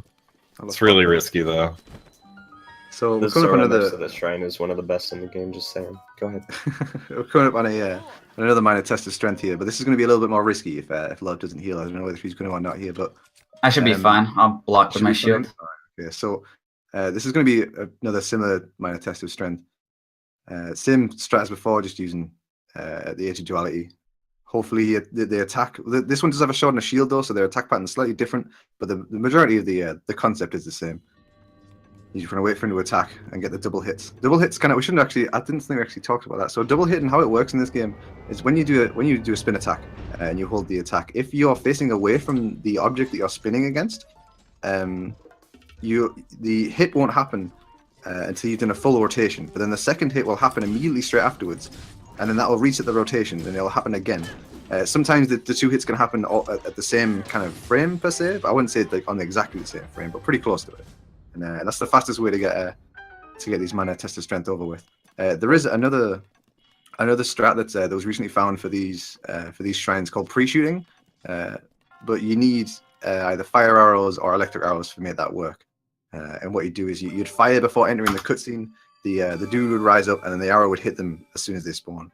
I said those work too, but it just. SROs do work. It when you pushes hit them back, which is it really pushes them annoying. back. Yeah. So fire arrows or electric arrows are required. Yeah, the electric arrow, just keep them right in place so you can just run right up instead of having to like have them come back over towards you. You can kind of like work your way over to the door while you're killing them. Yeah, that's right. And another use of the double hits, by the way, is in stasis launches as well. You do the little spin attack there. It lets you get multiple hits on per rotation, so it gives you more time to actually set up your angle after that. And that's Anytime he's doing stasis launches, you'll see him turn around. His back is facing the object he's launching, that is what helps do your double hits. So There are some times when you don't use that. I know in AMQ there's a strat, and that's an example of horses. Going Or was that not an example of horses? You meant to do that, didn't you? Nope. That was all on the horse, dude. I was thinking you were about to just come launch with one of these trees over here for a second, but yeah, horses are a thing. But like I was saying before, the horse rudely interrupted me. Yeah, in AMQ there's a strat in the little stealth section before Rudania where you actually don't use the double hits, because if you do, it actually makes one of the rocks go too far. And the point of it is you stay sitting a certain way, it knocks down with the little stealth guys, with little camera things. right. The stable shrine right before Croc. Well, I'm not double hit. I need this amount of hits. I'm gonna. Oh, I thought you actually passed this shrine, and I was confused. It's like, aren't you doing this one? This shrine is really short. Like it Oh has, god, this shrine. It's really quite amazing how Have some beef with this. This is the stupidest. This is the worst designed shrine in this game. Yeah, by far. They give you 2 different puzzles, both of which are easily cheesable. Like the second one, the fact that you can cheese it that hard. Yeah. Devs, what were you doing? You just run up the side. It's great. Spoilers. What's this shrine? What is this? You gotta see this. This shrine to be over so fast. If I didn't see it, I wouldn't know what's going on. What he's gonna do here is he's gonna throw a bomb right here. Just explode this boxes back there. And you know, look, we got some puzzles in here. Oh wait, we can just like walk up this wall. Never mind, we're good. Shrine complete. And like how the name in German's really long, like as if something's complicated is gonna happen in the shrine, and then it's over before the text. Right. The screen. I think that's called. Is that the passing the flame one? I don't think it is. Yeah, passing the flame. Yeah. Yeah. Mm. The titles are supposed to be like hints of what you're to do, and it's like, oh, we can use bombs. There's another. Do you do the other shrine that's behind the ranch coming up? Yeah. Stable? Yes. Okay, yeah, that one's Marble Madness. almost Marvel. The one after Marble is the the Sabbath one High. after. Yeah, leaves. that one's almost the exact same. It has just a couple more wall boxes in it. It's the only Something difference. interesting about shrines is typically ones in different locations of the world. They have like similar puzzles based on their location. Like a lot of the ones in Eldon have these like things that involve fire, and a lot of the ones in Lineru have things that involve water. Like, you know, the Dakatus had the balls floating in the water, and then Kaiwan. And in the desert, they have a lot of like electricity puzzles and such. It's really cool how they really worked that in. I have a bad habit of myself on the Sabbath High shrine because I tried to go too fast and then I killed myself with the bombs. Since I'm low after doing a stasis. I like this entire section where you're on foot. A speed potion would make that super fast. Like this is what we do in MSD. We cook a speed potion before getting here, and then we go all the way up here, and then we'd have it for Marble Madness. Getting the items for the speed potion, there's only kind of one shrine that you can get. One stable that you can get the frogs from a speed potion for. You can get the fleet lotus seeds on the way through the wetlands area, but there isn't anywhere nice to cook it because by the time you've gone past the wetlands area, you're already here. So there isn't really a good place to get items to cook in this route. But in MSD, could you would use get the frogs down there. The Dueling Peak stable. Beetle is always really close to me, so I could buy that. Yeah, it's there. Yeah, but you'd only be able to get 3. I know at the Well, you only need 3. stable they have them there as well, but that's not in this route. I know that's used in a lot of other routes though. Oh yeah, you wouldn't need 3. You could get the lizard from the plateau. Yeah, lizard from the plateau and then core from Meadow. And there actually, I don't think with the new plateau, I don't think you could buy it, but there are some frogs that spawn like on the way from Magnesis to bombs. So that's like with the old plateau route.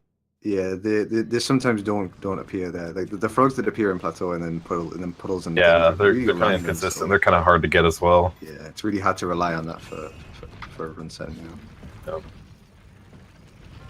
That's like one of those things there that is like if you get it, cool, you got it.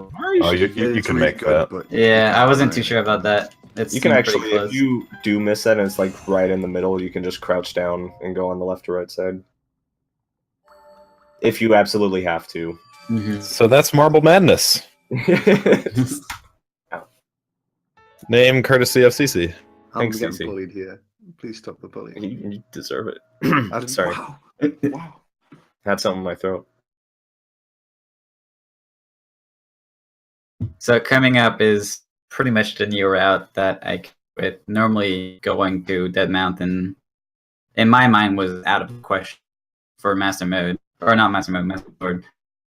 So I kind of figured out that going to the Woodland stable was, like, you kind of had to teleport back to get to it. So I wanted to reduce the amount of loading screens. And I noticed that it was basically a straight shot from Dead Mountain to the Woodland stable. So I was just like, oh, I'll give it a try. And it worked out pretty well, so I'm happy. Man, you're not gonna get the best axe in the game. It's right there. I know it's right there, but it does a text thing. But What what I if figured out, what if I you figured break it out up? from watching this marathon where exactly that axes came from. It's a boss in Ocarina of Time that has that axe. Is it? Oh my Really? gosh! It is. Yeah. Oh, rip. Yeah. You guys See, are a this is little bit another thing talking there. with those apple trees. They're Yeah, the apple trees are they're not finicky. great. They're really not. It's really quite hard to get a good launch off apple trees, but the thicker the tree, the better. It's kind of a good rule of thumb for this game. There's one that's almost the exact same as that tree. You go into Gerudo that you'll see, and you're in the tree. What the heck? I think the boss is the Iron Knuckles, isn't it? Yeah, one I of think the it is, spirit- isn't it? I'm gonna look it up right now. Hold Yeah, on. it's the one in the Spirit Temple. I think it's the Spirit Temple, right? That looks like a Spirit I haven't actually Temple played Ocarina of Time. Yeah, I was watching it during the marathon. I saw the Yeah, axe it's on it. Iron Knuckle. But, like, Yeah, it's the not even design's a kind unique of similar, axe. but it's a double-sided axe for sure. But yeah, the double axe basically lets you cut down a tree with one swipe instead of two. Edge of Duality does that also. Very nice. It's funny, everything in this game has some sort of, well, not every, good amount of things have a damage value assigned to them. So that's why some axes take one hit when you cut down a tree. Some other weapons will only take one. They treat them like they're enemies with HP bars. Yeah, there was a guy in the shrine here, the Guardian Scout who was running in. When you climb that ladder, that Guardian Scout can actually hit you with his sword while you get into the top of that ladder, and it's not fun because if you don't have full hearts, that will kill you instantly. That happened to me today, and I clipped inside the wall. Oh, I remember that. That was weird. Yeah, he's not a nice guy. He likes to hit you a lot, especially when you're at the top of that. So you think you're away, you're like, yeah, I'm free, and then like you just die out of nowhere and you don't understand what's going on. Yeah, sorry about the split. Is your split key 0, numpad 0? No, it's spacebar, so I Oh. can mash it faster I feel like mine's and just as harder. My It's funny, awesome mechanical keyboard. language switching in this game is that it saves time in a few areas, especially for this run. It only saves time with the Sheikah Slate, I'm pretty sure. I don't think it saves time anywhere else. That voice text that you get from Zelda. Oh, I guess it would save time when you hit explaining the what the Divine Beast is. Basically, any voice text in a cutscene that's unskippable is where you would, where voice settings would actually change the speed. Japanese is actually the slowest. Feels Oh bad, my man. god, I didn't think you were gonna make. I didn't think he was Nope. gonna get that either. Because Me you're neither, dude. slow. Really low. And, Especially with that bomb arrow that I had, I was just like, ah, shit. Yeah, I saw you pull that. I was like, don't do it. Oh, that was scary, but you Alright. did it. Oh, because the Guardian. Oh, Oh, he Yep. sees you. What are you gonna sees do? you for sure. Oh my gosh, you Oh, saved he it. saved it. that was clutch. I can't He believe has you were allowed never to pull seen that me out. before. That was scary. You shot pretty fast too. Like normally they take a long time. So I think most of the time, by the time you get to the location, the other get to where you need to go. But I guess he decided to turn around a little bit earlier today. Mm-hmm. That made me waste a gale since I kind of lost all of my thing, but at least we're not dead. Just use an amiibo. Cheat, you say? What? It's a strat. It's a legitimate strategy. Legitimate. When I was stuff. practicing these runs, like since it was in year out, I kept messing up some stuff. I was missing food, missing some horses, stuff like that. I was just like, I'll just use an amiibo, whatever. I guess this is an amiibo run now.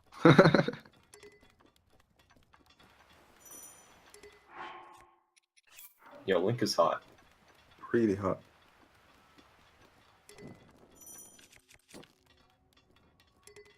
So when weapons light on fire in this game, I didn't actually All think the I'd have wooden. to- Yeah, all the wooden weapons light on fire in this game, and most of the weapons take quite a long time to burn out. And a common misconception is while the weapons are burning, that they're taking damage, but if you could have a weapon on fire for 30 seconds and then switch it out and switch it back in, and it'd reset the timer, and it wouldn't actually affect the duration of how long it's If going it to last. actually hits that 30 seconds, the weapon will just It'll just Yeah. break instantly. It's Disappear. either alive or it's broken. That's Yeah. kind of it.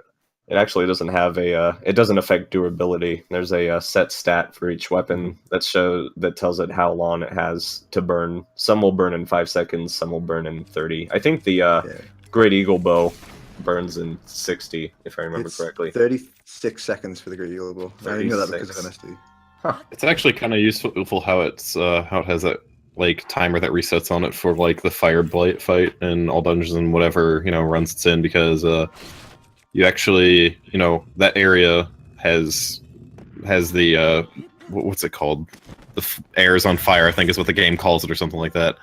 But basically where the bows and stuff, everything that's wooden combusts. They call that a volcano. I know. What condition does the game call that?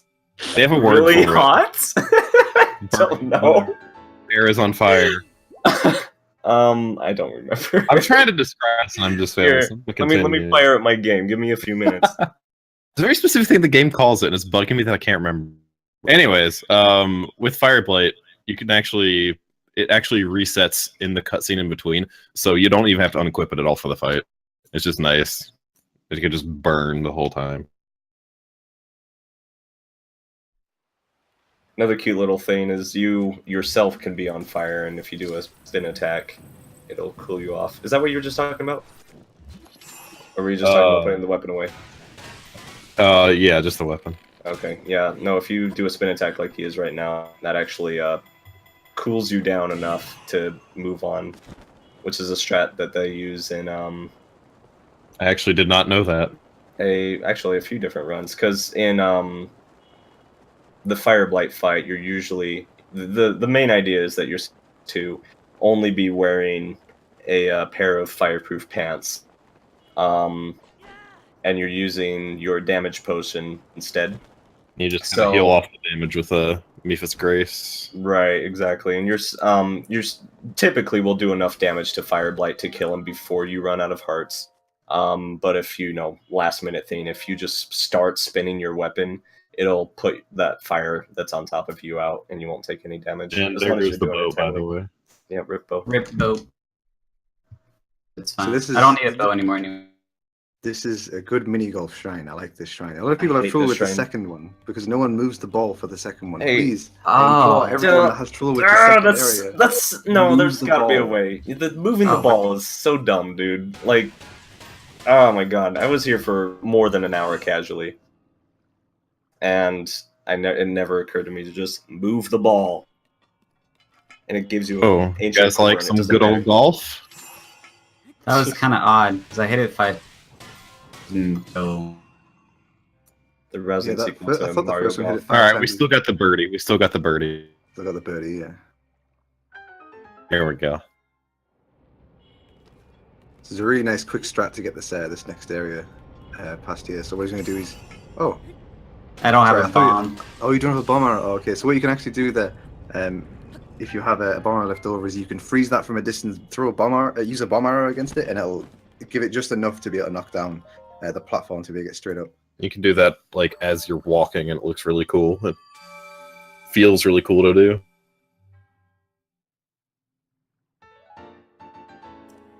I think generally that's one thing that's nice about this game is all the animations and just how everything flows together. It's all very nice and feels very fluid.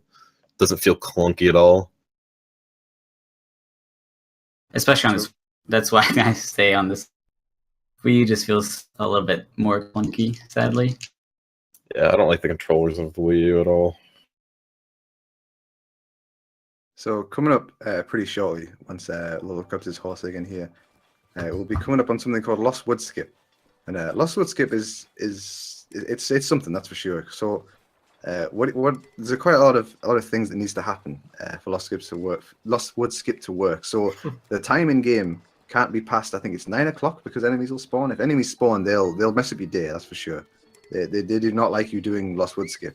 If anything, they're in essence ghost game developers. So, you better not be skipping no areas here as you're trying to do the stasis launch. But what the stasis launch is intended to do here is to basically just skip the entirety of the first section of Lost Woods. And if you go too far, I think it's too far right or too far left. I'm not 100% on which there's a direction little bit on each side, but Yeah, west to the right. side.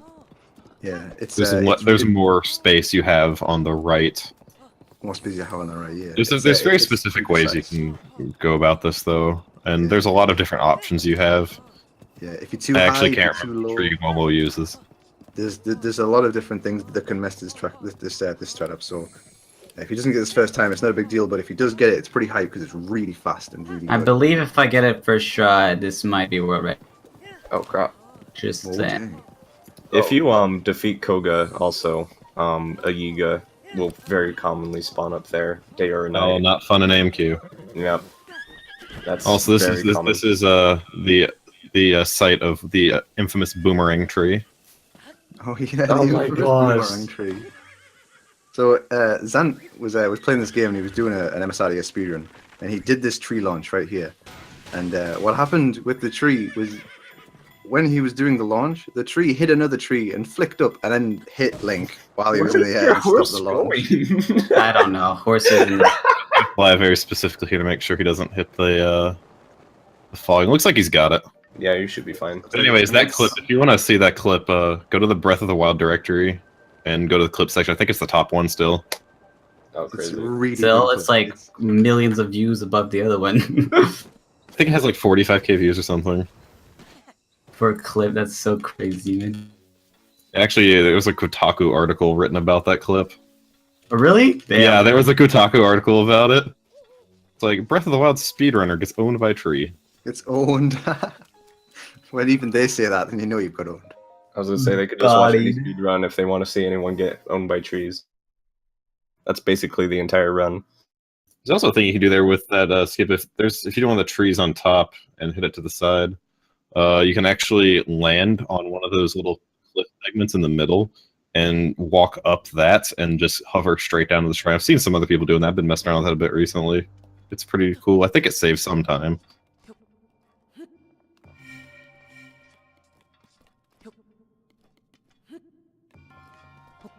Yeah, well, I mean, all right, well, dude, it's Does just that mean we get to do another run? yeah. Then I'm excited. I was not ready for this practice. Oh, this is that shrine I was talking about where you just have to. You're supposed to count the constellation sky and then throw the orbs, depending on how much you counted, I guess. There's actually an insane damage boost you can do here to skip that. It It involves like pulling out the bow to like pause yourself midair and some stuff like that. It's not possible. I've tried it. That means it's Sadly, not impossible. world record, but close. Ripped. How close are you? 15 seconds, Oh dang! Holy crap! Is and it I 50 lost. I lost 20 in Woodlands because of the mini golf. It will be PB. Oh, good. It's a gold split. I mean, farm. unless I leave the cup, but the yeah. rest Don't, pretty. don't forget the Master Sword. Just don't hit B for the Don't next. forget the Master Sword. Good joke. I like that. Don't press B for like the next 4 minutes. Oh my gosh, I've done that. And Oh, have you? MSD run where I'm like in the middle pulling the sword and I like twitched or something and I let go of the sword. I was gonna say accidentally hitting B like to deny getting one of the heart containers.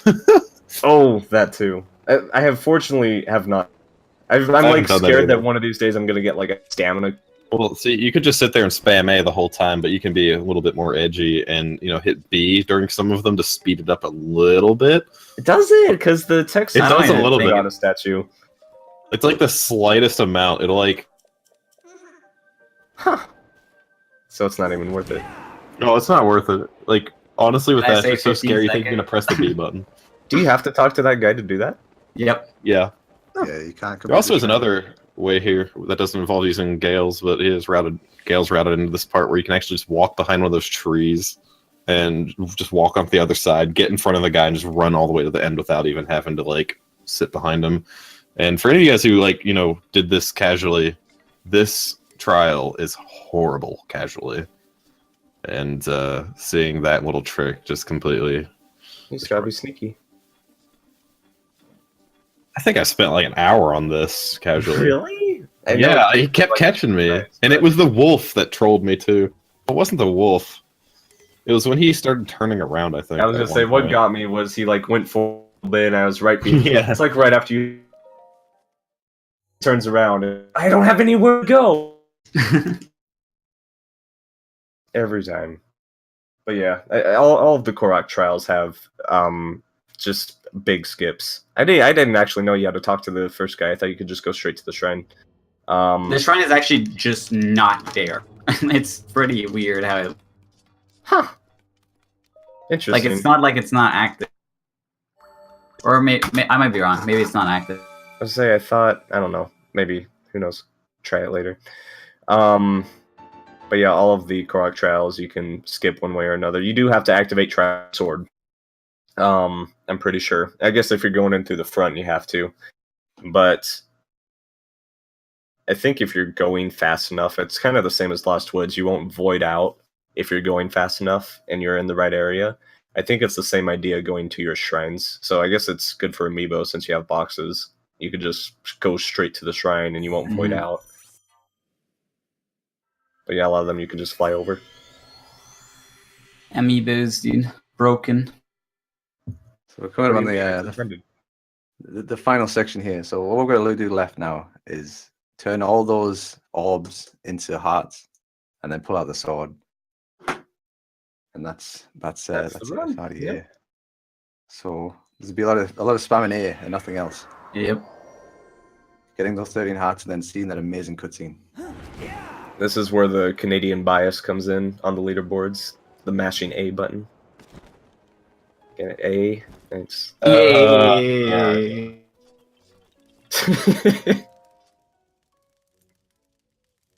Is the leaderboard mainly Canadians like AD? I think AD still is. I think SVA is the only different one up there now. Yeah. But yeah, it was Vesper, it was Loloup, was ATZ was up there. And Spades and A. Spades, yep. And Ace. I'm pretty sure it's changed. Let me double check. Breath of the Wild. I have it bookmarked. There it is. Yeah, that's basically the run. Let's count together. A. Wait, I lost count already. Wait, what were we doing? Would this be world record if done on Wii U? Yeah. Yes. Probably, yeah. But like depending on how you define world record, I guess. I've timed Wii U to be around 4 or 5 minutes faster based on the amount of shrines. Yeah, it's kind of ridiculous with runs that have a lot of shrines how much faster Wii U is, but Wii U just feels kind of clunky to run on, to be honest. It does. It isn't a nice experience, to be honest, but... And it has more frame rate issues.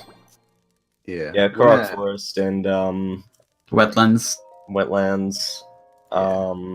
There's one other place that's really bad. Oh, Kakariko Village. And Hyrule Castle, obviously. Well, yeah, Castle I don't think is good on either console. Place where you have a lot of grass on your screen. Mm-hmm. I think it's working out well, dude.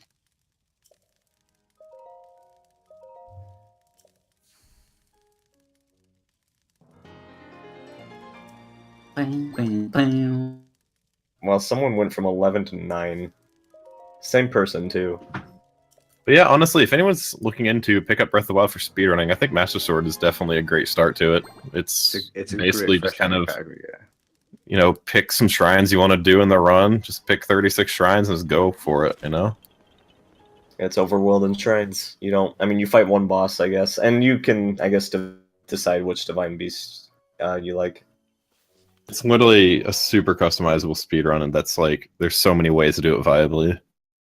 So time is coming up when the sword is pulled out the ground. So after the last heart is lost, you'll see Link tug on it quite hard, and then as soon as he lifts it up, that's time. It makes like a little shing sound. my first run, I completely messed up. I did not know when to end the timer. Oh, I remember that in the Discord. Everybody was like, "You timed it wrong." Yeah, I was like, ah, shit, my bad. I'm sorry. And bam. Well, I'm off time by 7 seconds. Yeah. So let's go again. 2:19. Let's do trial of the sword. In the end, we have a final time of 2:19:42. Nice. That's Wow. PB for me, so A PB I'm for glad. you, yeah. and blowing or like crushing your estimate, bringing us back in schedule. Thank you so much. Yeah, no problem. Thanks for having me, guys. And thank you for Zant, Count Creep, and Ricky. You guys were really nice. Thanks for having me. That was really fun. Thanks for having us. Yeah, it was really fun. This was super last minute, so I'm glad Congrats I on found the some people PB. to help me out. Yo,